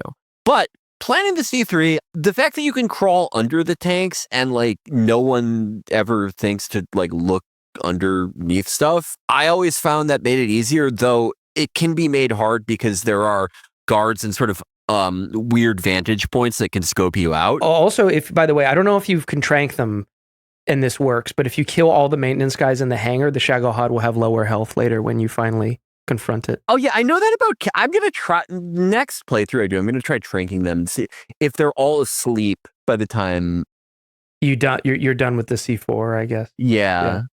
I'm gonna try that. But right as you plant the last one, you get this great little cutscene of Snake molding the C3 into a butterfly. Now, with his lower depth perception, even he tosses it in the air and catches it and goes, "Gotcha." Mm-hmm. And this is a super tense scene. Just this entire time, the first time I played it, I was thinking, "Just plant the fucking C4, you asshole!" But he does it. He gets it on. Then you just hear someone yell, "Snake!" For this cutscene, I always I go into the hangar in my maintenance uniform, and then when I know I'm playing the last one, I change into the sneaking suit because I hate how this cutscene looks when Snake is pretending to be a maintenance guy. He looks silly. Or the scientist outfit. Well, especially the scientist one. You never want to be in a cutscene with the scientist outfit on. It just doesn't scan. He looks insane. Like it looks like they're all just like yelling at a homeless guy. Volgan should just be like, you know what? You could just go. Yeah. Here's some money for the bus. But this is we're creeping up on the end here, the last stretch, because this is really when Volgan throws down. He's clocked Eva. She's in bad shape. He's discovered her. He discovered she was trying to steal the Philosopher's Legacy. Folks, Eva was the spy. We know that by now, probably. And she was working for somebody to get the microfilm. Yes. And the boss is like, I'll take care of her. But she kind of whispers to Eva. I think she says, leave it to me. Yes. Volgan's like, okay, that all seems on the up and up. I'm going to kill Snake now. And he like lowers a platform, but Ocelot from the wings, he's not supporting Volgan in this fight. And this is when we're really clear. There's still going to be at odds in this game, but there's something else going on between Ocelot and Snake. Fight like a man, Volgan. Volgan?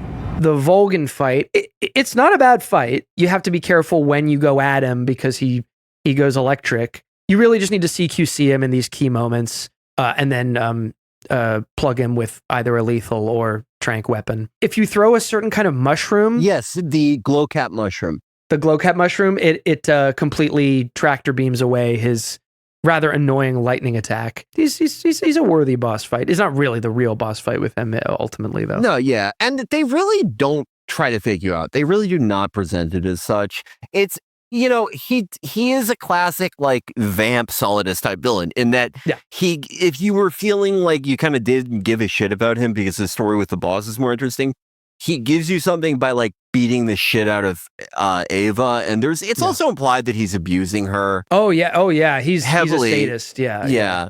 I was thinking about the comparison between him and like Vamp and Solidus. That's what like Vamp especially was missing.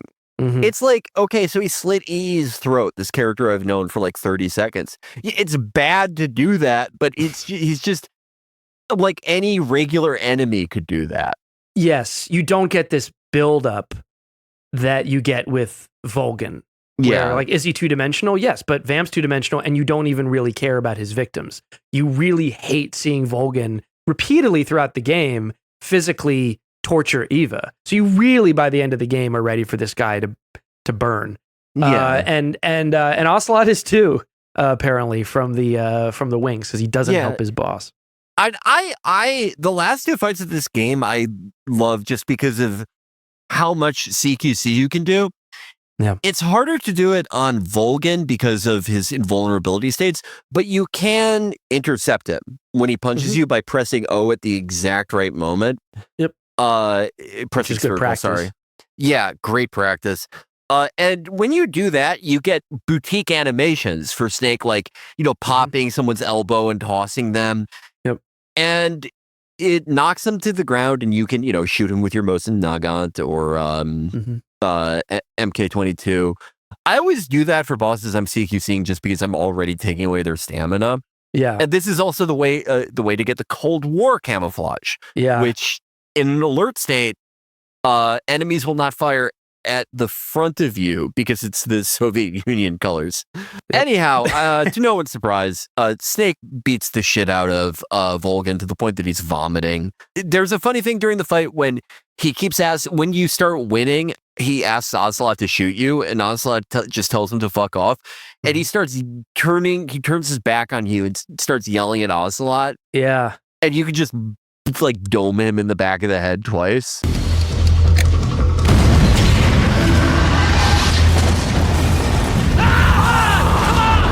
So remember the C3 that Snake planted, which, by the way, if you pressed R1 during that whole scene before this, you would see the star floating around with a countdown. A timer. Yeah. So right as you defeat Volgin, the C3 starts going off. And Volgin does the typical bad guy thing of coughing and vomiting and going, wait, let me try again. And Snake just fuck off, walks away. Yep. Ocelot sees him leaving, and there's like a little smile on his face, like, I knew it. Now it's time for one of the most iconic parts of the game. By the way, what a fucking end game this is. There is so much end game, so much to do. This begins the part 1 of the motorcycle chase scene. Really fun, a more advanced and enhanced version of the Metal Gear Solid 1 escape arcade shoot 'em up section. You're trying to get out of Grozny Grad. Right before that happens, though, as you're jetting out of the garage that has the Shagohod in it, Eva says, I know your mission is to kill the boss, basically, and she's waiting for you where what's the ship plane thing? The WIG. It's a ground effect vehicle. She's waiting where the WIG is going to get you guys out of this whole debacle. She's like, the boss is waiting for you.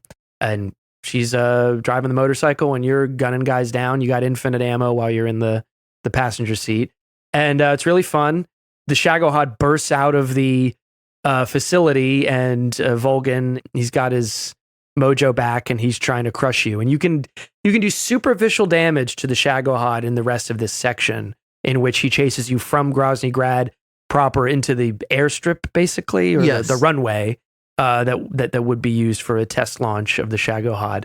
With the RPG, you can get him down to, I think you can get him down like 40% if you really spam the fuck out of the tactical reloading of the RPG.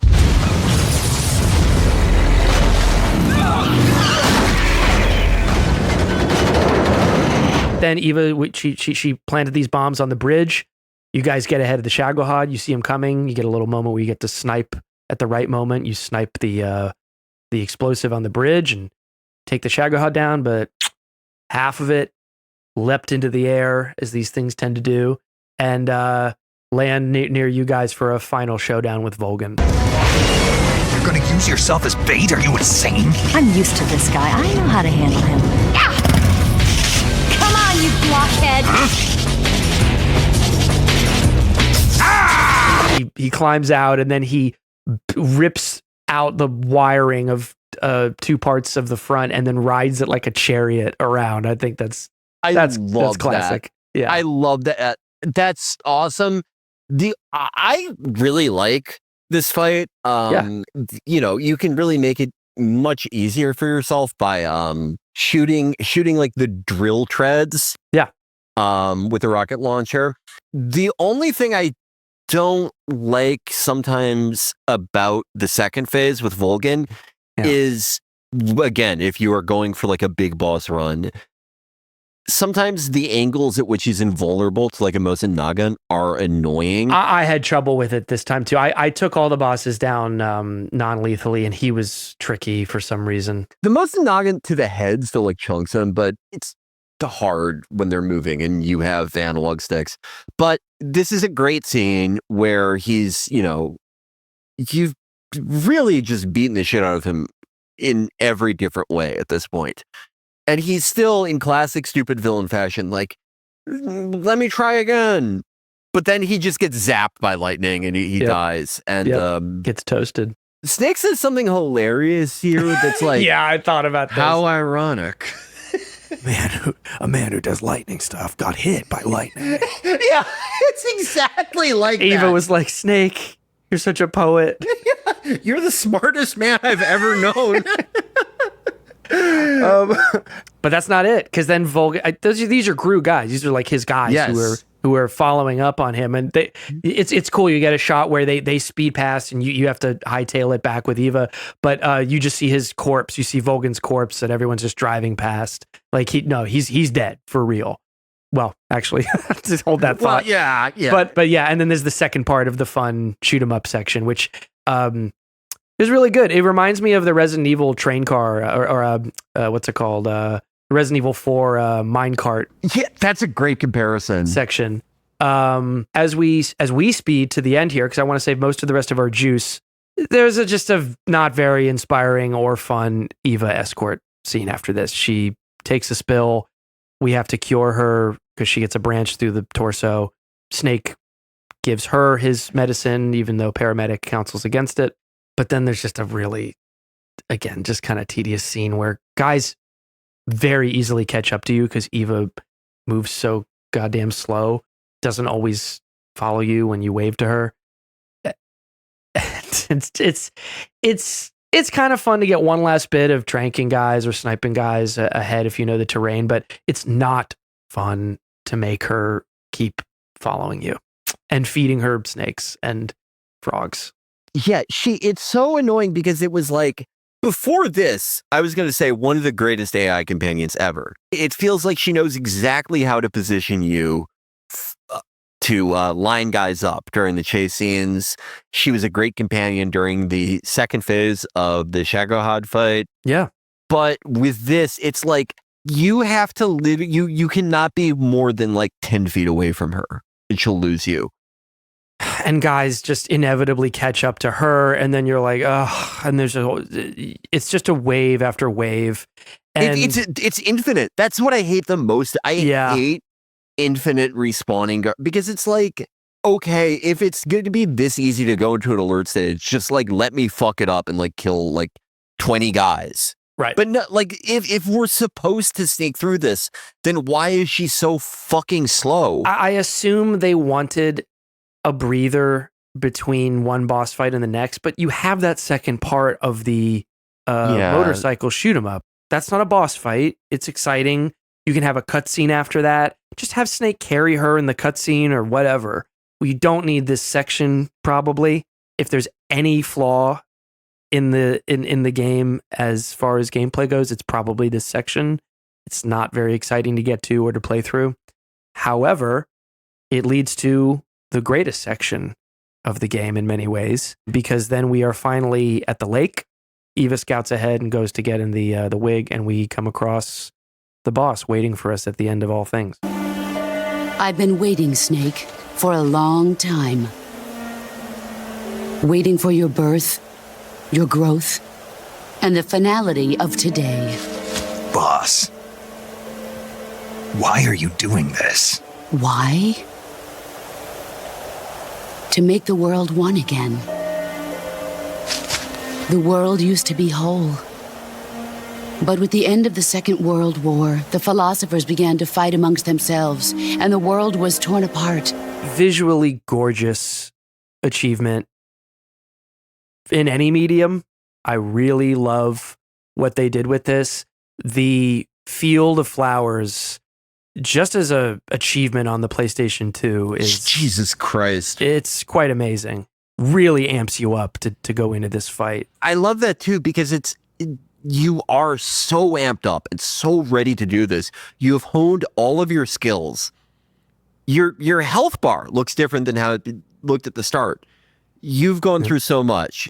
There are so few boss fights like this where you have this emotional investment. You are excited to take them on, but it's not out of like hate or any animosity. Nope. It's this weird thing that isn't often achieved in games. I would compare it to the Ishin Ashina fight, the less bad and the good endings of Sekiro. There is a short scene before this fight with these breathtaking visuals. And again, I don't know a lot about graphics technology, but contrasting the whiteness of the flowers with the boss's sort of like luminescent, also white suit, whatever they did to make those like visually distinct without one blending into the other on a fucking PS2, I don't know how they did it, but this is sort of like the first time where you talk to the boss and she's not just telling you to go home. She's finally accepted. One of us has to live, one of us has to die. She tells you about when she went to space, and as Brendan said, took it way better than another guy we know. At the time, they didn't have the technology to block out cosmic rays, and whoever they sent up would inevitably be exposed to heavy radiation. That's why they chose me. After all, I'd already been irradiated once. Of course, you won't find any of this in the history books. I could see the planet as it appeared from space. That's when it finally hit me. Space exploration is nothing but another game in the power struggle between the US and the USSR. Politics, economics, the arms race, they're all just arenas for meaningless competition. And she talks about how when she was up there, she kind of, and this is a huge theme in the game, this sort of like innocent internationalism of these sort of like, I would say like kind of hayseedy characters, or at least their origins were that of hayseeds, that she went up there and she saw no borders, and she started thinking about an enemy one day may not be at another time. This thing that she has devoted her entire career to, every single mission, every life she has taken, everything she's done, basically, that the circumstances around them are so fleeting and ephemeral. If you're being unkind, you can boil down the boss's philosophy into like just like centrist palaver. But I think it's less political and more like she wants people who follow in her footsteps to actually think about these things in a way that she did not until it was too late. That's how I interpret it. I mean, and she's coming at it from the point of view of a soldier, you know, so she's not necessarily talking about really any value judgment about a form of government or what policies to pursue. She means the people we're told to go fight that are our quote unquote enemy, a treaty gets signed and suddenly that's not the case. Like, how are soldiers supposed to make sense of that? How are we supposed to anchor ourselves in some kind of understanding of what is right and wrong, what is good and bad? And I think what's great about this is that her speech is more or less incoherent. Yeah. It's great stuff on a character level, this confrontation, and this world-weary soldier spinning out this pretty naive idea of how the world should be. But I mean, her idea of making the world one again, even that, it's like the world wasn't one during World War II. It was kind of famously divided between the one side of the war and the other side of the war. I guess as a committed anti-fascist, the boss is like, it was one world against fascism, and they don't count. But with that idea, or any part of her speech here, she's grasping at some kind of revelation that she doesn't really even seem to understand. And Snake is going to spend the rest of his life trying to turn that blather into some kind of coherent ideology, and he's going to destroy the world in the process. Yeah. Not to mention Zero. So I actually really enjoy how these two men are going to grope around in the dark for the rest of the century based on the words of this apocalyptic figure who really wasn't making a lot of sense. Yeah. Yeah, it's like there is a mix of like cliche and like truisms, but it's not that they feel like cynical or like she is just spinning her wheels. It's like anything, the single thing that she is trying, if you could get one directive to Snake out of any of it, I would interpret it to be like, I did not think about any of these things until it was way too late for me. until I was not allowed, until my child was taken from me, until I was forced to kill, someone I loved, until I was now in this position where I have to kill you or you have to kill me. I didn't realize how important any of this was until it was way too late. Don't make the mistake I did. And of course, he makes that mistake. Yeah, which is one of my favorite scenes that echoes this scene a bit in the next game.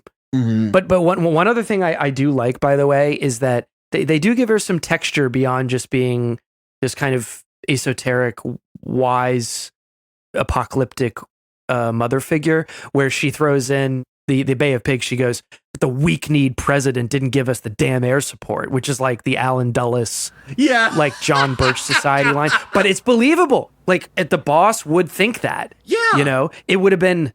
That would have been a horrible idea if Kennedy would have done that. But for her, all she read was, you betrayed me and our army of criminal alcoholics that we assembled in Guatemala that year.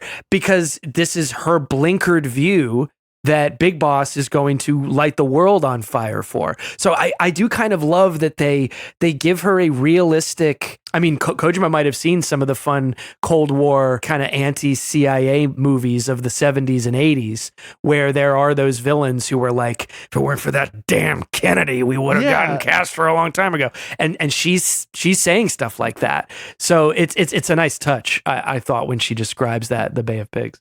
You know what else is great about that, too? Just in a very true-to-life fashion, there's the added incoherence of her, like, not just interpreting that from her, like, blinkered perspective as a soldier, not thinking about how much that would fuck up the world if he did that. Right. But instead of being, like, a fully ideologically committed anti-communist, she is, in fact, like, her closest friends, her only friends, really, are, like, Russian agents. Yep. Most of the Cobras are Russian. Yep. And the Sorrow was Russian. The Fury was Russian. I think the End was Russian, right? Yes. Yeah. And a lot of her anguish is the fact that these countries used to be allies. Well, this is the great thing. And we'll get into this in 4. This is the good part of 4, is this dual message, which, as we're describing, is maybe irreconcilable. Yeah. Where Big Boss interpreted her will here as Naked Snake over the next several decades as he grew into his role as Big Boss. He interpreted her final say as, I want soldiers to be free of the waxing and waning of political opportunism. I want them to simply exist free and for themselves. Zero, and we'll get to Major Zero next time especially. I don't think there's enough of him in this role yet for this game, and we've been recording for 5 hours. Zero will instead focus on the message of, we need to make the world one. Yes. And for him, that means taking some pretty authoritarian and dystopian steps to achieving that. Just as Big Boss's steps will be dystopian in a different way. Not to say it's anarchy versus totalitarianism. It's not quite that simple-minded, but it's something like that binary that they're both getting from the same woman's philosophy. Yeah, I have always interpreted Zero's interpretation as, like, this is such a stupid comparison, but have you ever seen that, like, InfoWars music video where Klaus Schwab is rapping? Oh, yeah. You will eat the bombs in the metaverse. You will comply and it will get worse. Are you ready for the new world? I love that song. It's so good. That's Zero. Like, Zero hears that and he's like, yup. Boss. You're a soldier. Finish your mission. Prove your loyalty. Face me. Lori Allen, we should say, as the voice actor for the boss, just really sells it. Again, as we said in all these entries, there's some corny, fun dialogue and stuff, but these actors were really good at selling stuff that it's harder than it looks, I think, to sell. Oh my God. Yeah. To sell the Metal Gear mythology. So really just a wonderful job by her. Shall we just close out with a couple thoughts about the fight itself? It's weird. The first time I played it, memories are hazy, but I remember realizing as it went that if you press circle right as Big Boss goes, when the boss initiates CQC, you can reverse her. Yep. And there are some amazingly cool animations they do for reversals. You could twist her arm like she does to you at the beginning. You trip toss her. Once she's on the ground, whether depending on how you're playing, if you need the snake camo or not, you shoot a bunch of like MK22 rounds or the Mosin Nagant. But the thing, and that was the thing that I remembered the most about the fight, was like trying to queue up CQC sequences because it's so getting the timing down feels so good. You get such a reward in game for it, and it's so narratively strong. Because the first time we saw them like square up as enemies, Big Boss does look kind of stupid. Yeah. Like when she tosses him off the bridge, he's trying to like push her head. Like it isn't even clear what he's trying to do. He doesn't even know. And now you're able to fully counter her biggest advantage over you. But the thing that I found incredibly enjoyable this time that I never really thought about in my previous recollections of it is how fun it can be at a distance. Because she has the Patriot, which not only does it fucking chunk you and immediately give you bullet wounds, it deflects anything you shoot at her from the front. So you're kind of both chasing each other in a grass setting where you can easily camouflage yourself or disappear.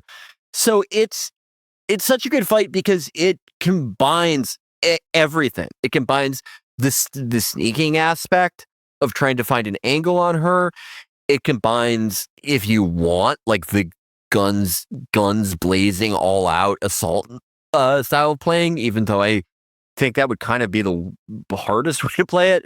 And it combines this incredibly new detailed hand-to-hand combat system they added in CQC.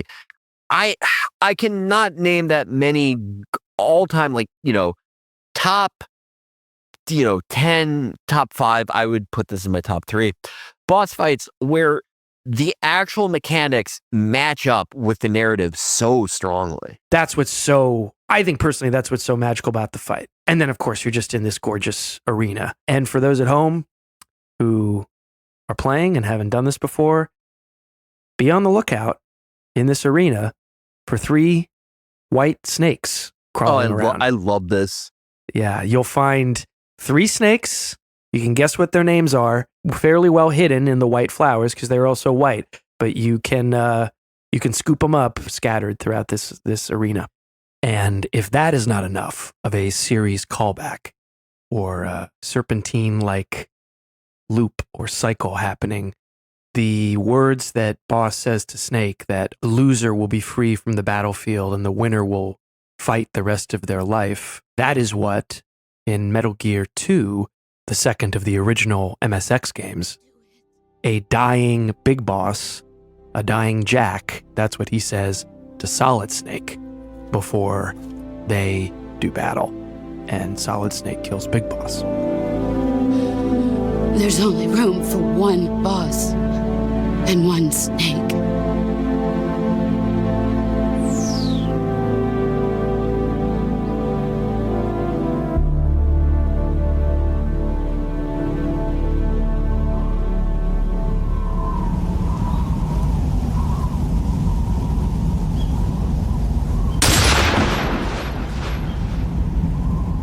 That's about it for the boss, because when we finally CQC her that one last time or land a shot on her, she tells us to kill her.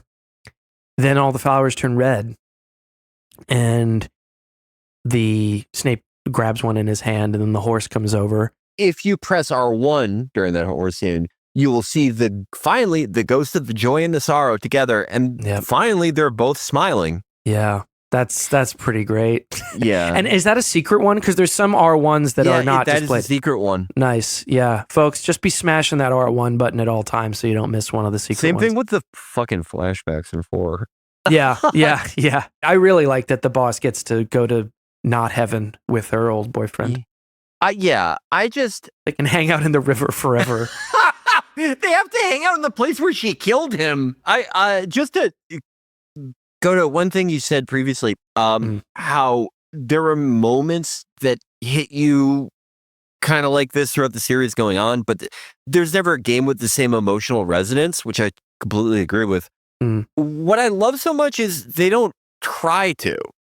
Like 4 is totally one of the weirdest games I've ever played. I'm really excited to talk about it. Me too. But it's more that it's like stomping on your dick. It's not the same emotional resonance. This game is more, it's about something. It's about a certain type of emotional resonance and feeling and experience. And it's, I would say, probably the best coming of age game I've ever played. No, 4, I mean, look, we'll get to it, but I'm weirdly emotionally wrapped up in the very final scene of 4, which also takes place around the boss. But this game overall packs the most emotional punch.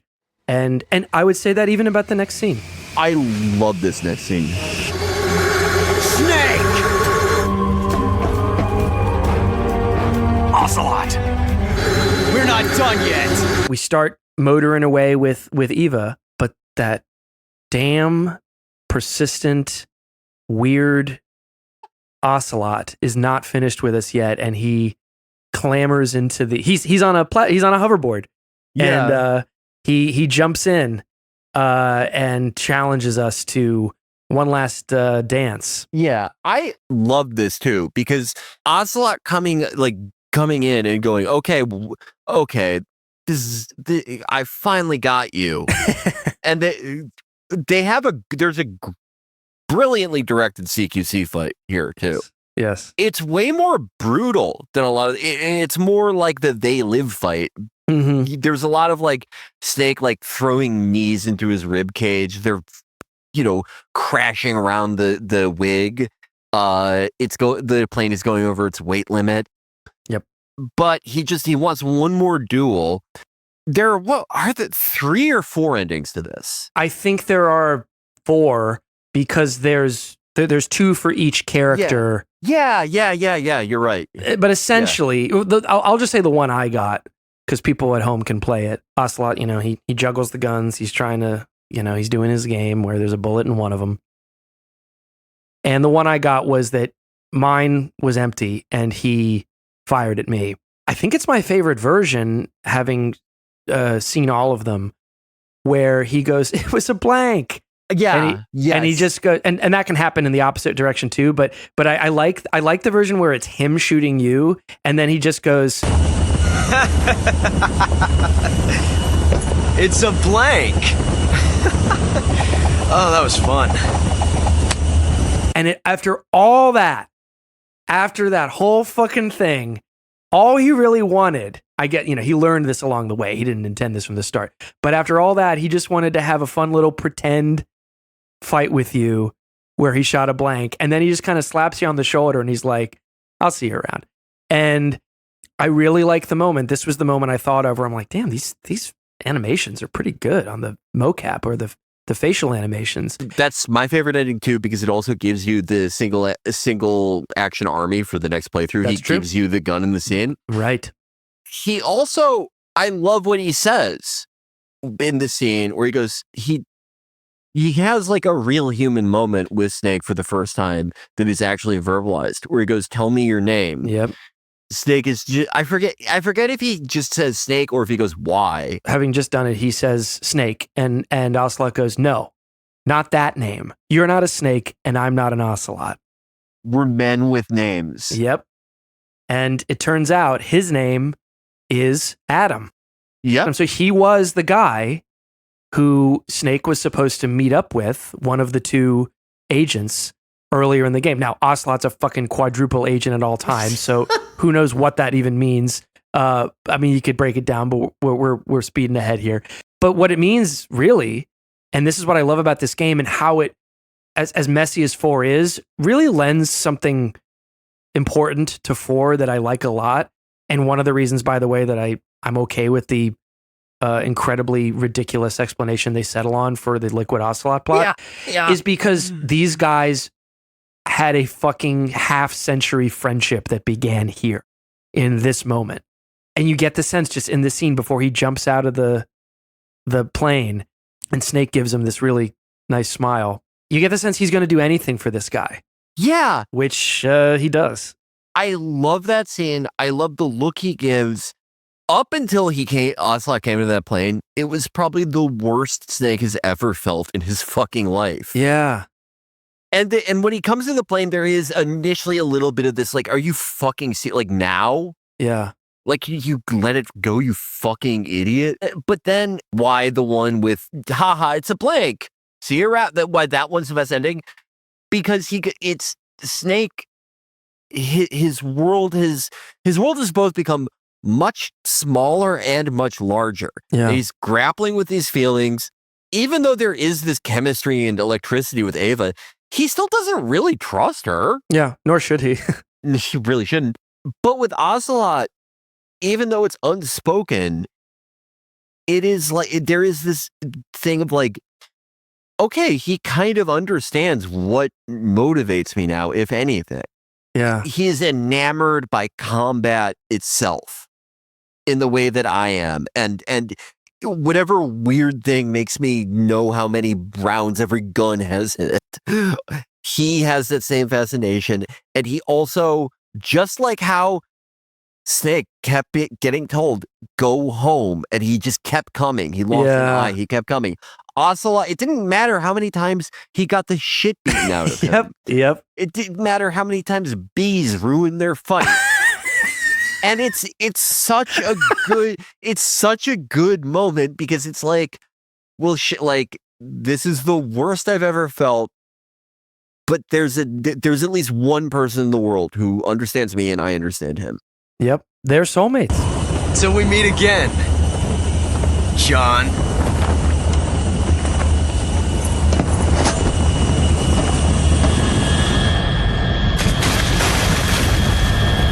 We say goodbye to Ocelot.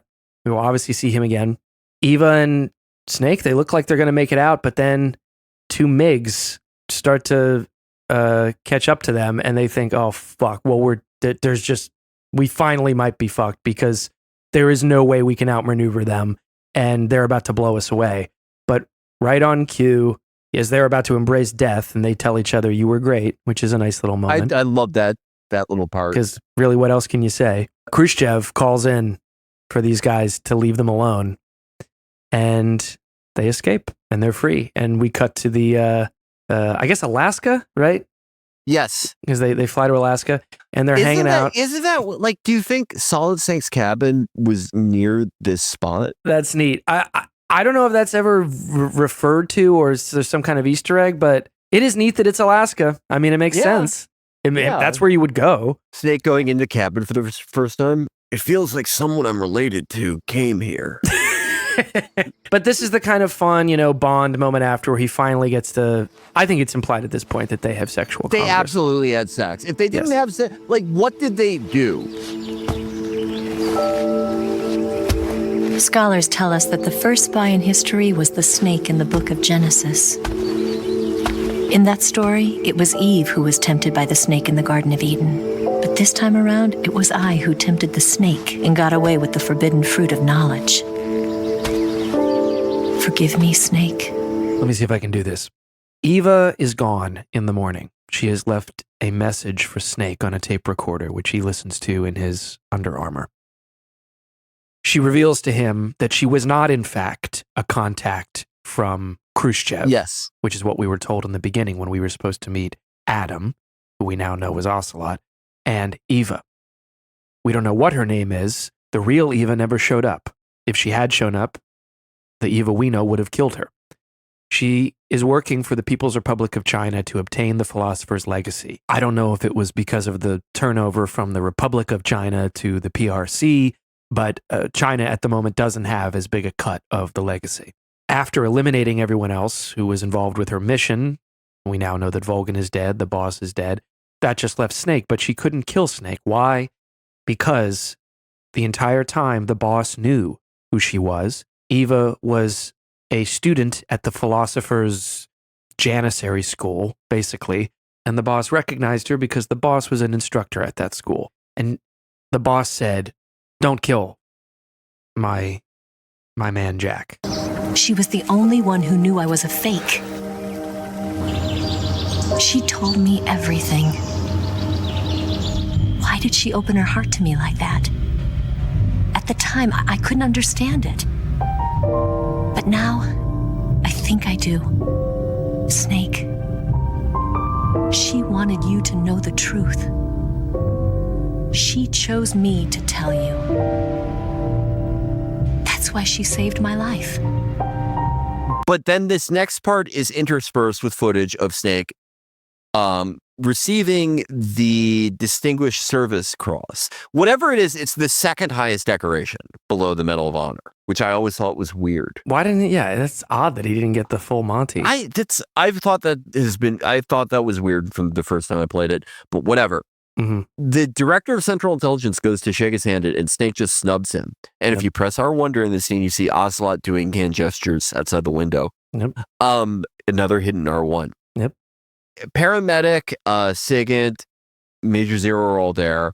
But Snake he doesn't want to talk to anyone. He looks inconsolable, and they all his actual friends from the mission think it's kind of weird, but he's meeting LBJ, right? He's meeting LBJ. LBJ awards him the title of Big Boss, which is such a funny way to kind of retcon why from a game from 1987, which was just supposed to mean, oh, this is the final boss of the game. He's like the big boss of the game. He's like, oh, well, she was the boss, and you beat her, so that makes you better than the boss, which is why we'll call you Big Boss. And I'll take it. Is that not like something LBJ would do? It absolutely is something he would do. Yeah, and Snake almost doesn't even shake the president's hand. You think he's not going to do it. He finally does it, but he walks out disgusted. And someone whispers, we should make a unit like this in the Army. Yes, the DCI whispers that to Robert McNamara, who is credited in the game. Interesting. And is that supposed to be Foxhound? Is that supposed to be laying the groundwork for Foxhound? Right, okay. Which, ironically, Big Boss will canonically be the one to lead that later in the MSX game. I love how they never even try to square the circle of how that works. Well, this is part of and we'll talk about this in Peace Walker, I think is the episode to do it. Yeah. This is part of my problem with the treading water of the Peace Walker era. Where it's just like, Snake Eater was so much cleaner. Now Eva's narration kicks back in. She didn't just spare Snake's life. She didn't just make off, she thinks, with the Philosopher's Legacy to give it to China. She then gets emotional. It's a great performance where she says, here's the thing, Snake, what you need to know, what she confided in me because she couldn't tell you herself, but she wanted you to know, is that she never defected. Her defection was a ruse cooked up by Washington so that she could get close to Vulcan, steal the legacy, and destroy the Shagohod. And it was all going according to plan until Vulcan, using an American-made nuclear device, blew up the Sokolov factory in Russia. That's when we have that call earlier between Khrushchev and LBJ. Now, we knew at the time that LBJ okayed the assassination of the boss, in addition to the destruction of the Shagohod by Snake. But what we now know is that LBJ and all of Washington knew that the boss had not committed treason and was loyal and would simply be destroyed in order for the mission to obtain the legacy to go off without a hitch. And so she was completely stitched up by her own government, despite being a loyal soldier to the end. And she probably knew that Snake was going to best her by the time they were in that field of lilies. And she didn't even kill herself. She allowed the ruse to go on so that she could save face for her government or her country or whatever sense of honor she was linked to. Future generations will revile her. In America as a despicable traitor with no sense of honor. And in Russia as a monster who unleashed a nuclear catastrophe. She will go down in official history as a war criminal. And no one will ever understand her. That was her final mission. And like a true soldier, she saw it through to the end. But I think she wanted you, of all people, to know the truth. She wanted to live on in your memory. Snake is, of course, at this point, he's heard this tape, which is why he's been so cold to everyone in the White House. And we see him entering, I presume, the Arlington Cemetery, laying the boss's Patriot gun at a grave, not unmarked, but not with her name on it, along with some lilies. The gravestone says, "In memory of a patriot who saved the world." And in this moment, we see tears rolling down Snake's face. He's in full uniform and he salutes. And that's the game. With this money, yes, the philosophers can finally be revived. The film we handed the Chinese was a fake. Peking must be in an uproar right about now. And then, to close everything off, we have a traditional post-credits phone call scene. Similar to MGS1, this one stars Ocelot. In the first part of this, he is contacted by the KGB director. They talk about how, despite Volgin's demise, that Khrushchev is basically done after all of this. It will be the chief director's time to shine in the USSR.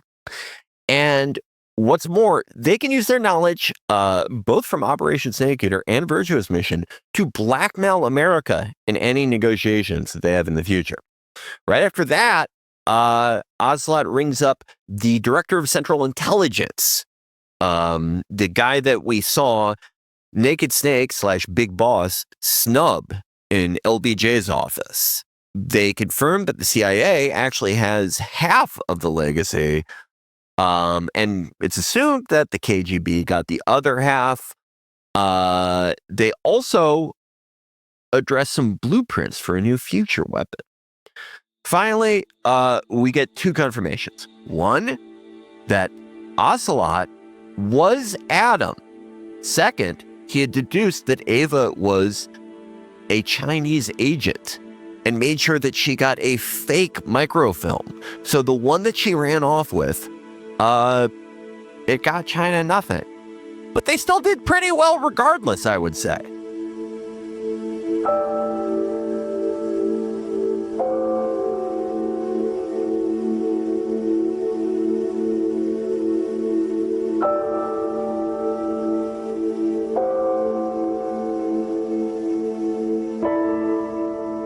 I won't say I don't enjoy the follow-up Big Boss titles.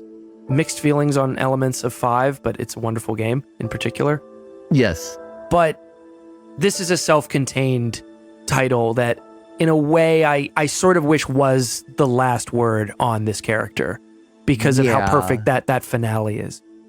I think there are parts of Peace Walker that are amazing, even though I feel like there are elements of its literal design that aged poorly because it's such a co-op dependent game. But I think I love the comic book stylings. I think there are some great scenes in there. We get Kaz Miller. We get Kaz. We get to meet fucking stupid ass Huey. Yeah. Ground Zeroes, like, actually one of my favorite games ever. Me too. And 5, I think everyone knows our opinion. Like, one of history's greatest tragedies. But even if 5 had been finished, quote unquote, I mean, who knows? It really wouldn't be the worst thing if this was all we saw. Because again, there's no singular moment, but you could really see how this leads him to do everything. Yes. For the next, half of the century. Yeah. Or half century. Yeah, half century. It's those there's so much great stuff in all of the Big Boss prequel trilogy. Mm-hmm. But there's just not a single one of them comes close to this as an entire package. Yep. None of them come close. And at least with Phantom Pain, maybe out there in a parallel universe, there's a version of that game that gets another year, gets another 2 years. Maybe that is it. But I doubt it. I really doubt it, because in the same way that there was magic in that Metal Gear Solid 1 original cast recording, in a way that I'm not saying to diminish the talents of that cast, regardless of how good of a writer or director or level designer or whatever, all the things that went into this game, regardless of your talents, sometimes everything comes together for everybody. And you snatch a bullet out of the air and you get something like this. Yep. And the reason that games like this are so special is because I really think they require like 50 people to all be working at the top of their game. Everyone from the people that designed, the fucking hovercrafts, to the people that designed the levels, the people coding it, the people writing the script, the translators, the cast, how much the executives let you go over budget or how much time they give you. It really is, unfortunately, or maybe fortunately, rare that the circumstances permit this kind of thing to exist. It's amazing that we get stuff like this in the first place, because it is a permanent testament to whatever moment in time, all of these people, just for whatever reason, they were just redlining all of their abilities. It really would not be the worst thing for the series if they had explored different time periods, and this was the only time we ever played as Big Boss.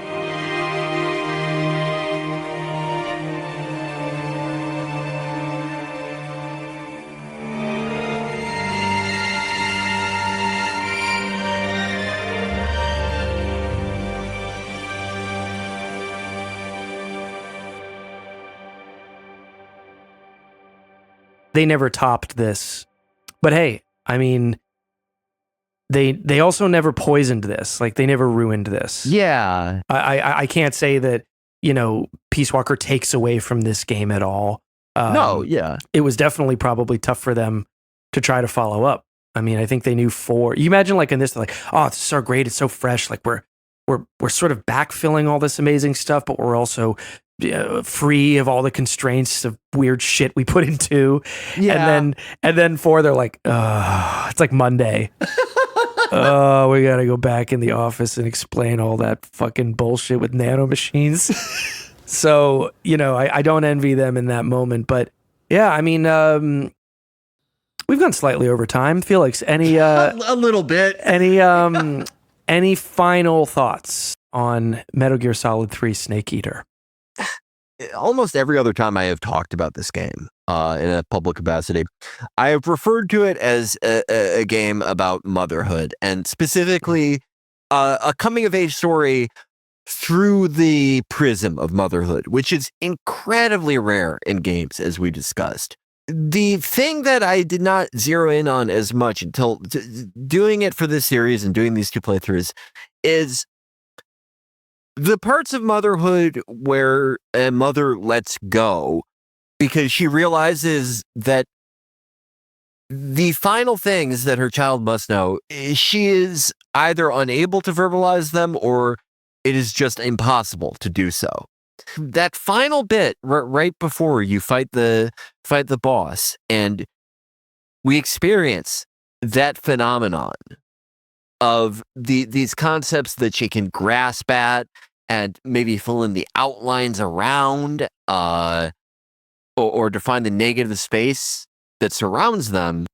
It is sort of how I feel about this game, how it exists both in the history of the series and the history of games in general, and how games exist now.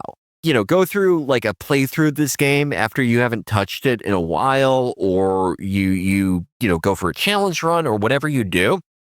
It is exhilarating, and you just you're blown away by all that they achieved and just all that had to go right for such a brilliant, brilliant product. But then, like Big Boss on the Wig, there is a sense of melancholy because I think I am not a pessimist in the sense that I don't think anything this great will ever be made again. I'm not saying that.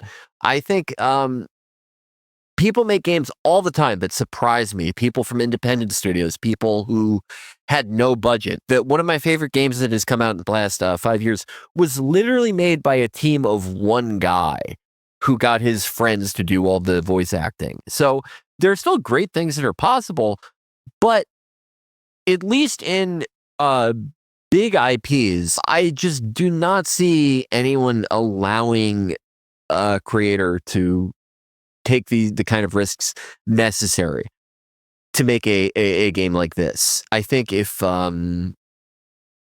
we ever get something that feels quite like this, it will probably be a brand new IP.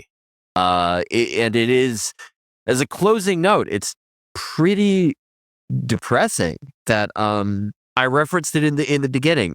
What a derivative time in media we live in.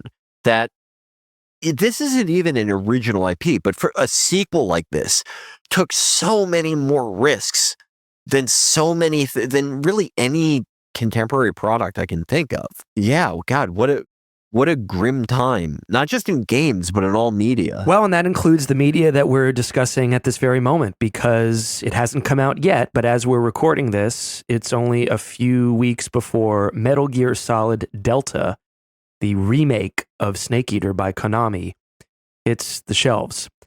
I'm of two minds because I don't think this needs to be remade, but I also said that about the Resident Evil 4 remake, and that turned out to be pretty damn good. But I don't count on this being, I hate to say it, I'd love to be proven wrong, I don't count on this being the same thing as the Resident Evil 4 remake. I totally agree. So, the best result it could have is if the modern controls and the sheer re-release of the game bring new and younger players into this series. I think I'll take that. Yeah. And if it makes Konami, if it sells at least as close to as well as they want, maybe they can stop treating this series like shit and have a little bit of, as Ocelot says about the goat in the background, have a little respect. Because if it takes a good selling remake to do that, I'll take it. But count us as skeptical. Yeah. Maybe we'll be made fools of when they complete their mission. But speaking of missions, this one's complete.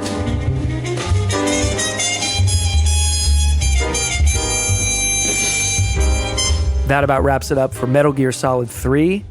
I have no idea how many episodes we'll split this one into. I'll try my best. We may have to split it into two. Yeah. But that's fine. It matches the level of conversation the game deserves. Thank you, everyone, for listening. You are all soldiers. You finished your mission. You proved your loyalty to us, and we'll see you next time. Yeah, we hope that whatever cross-country flight to whatever magic tournament, or perhaps you finally cleaning all the dust in your gaming room, whatever circumstances brought you to listen to this incredibly long episode, we hope we guided you through it. And as you press R1 now, you see us both gesturing to you in the window as you snub Robert McNamara.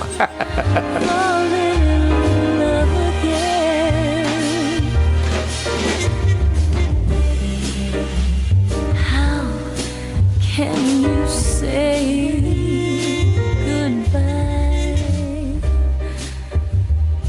when we haven't even had a chance?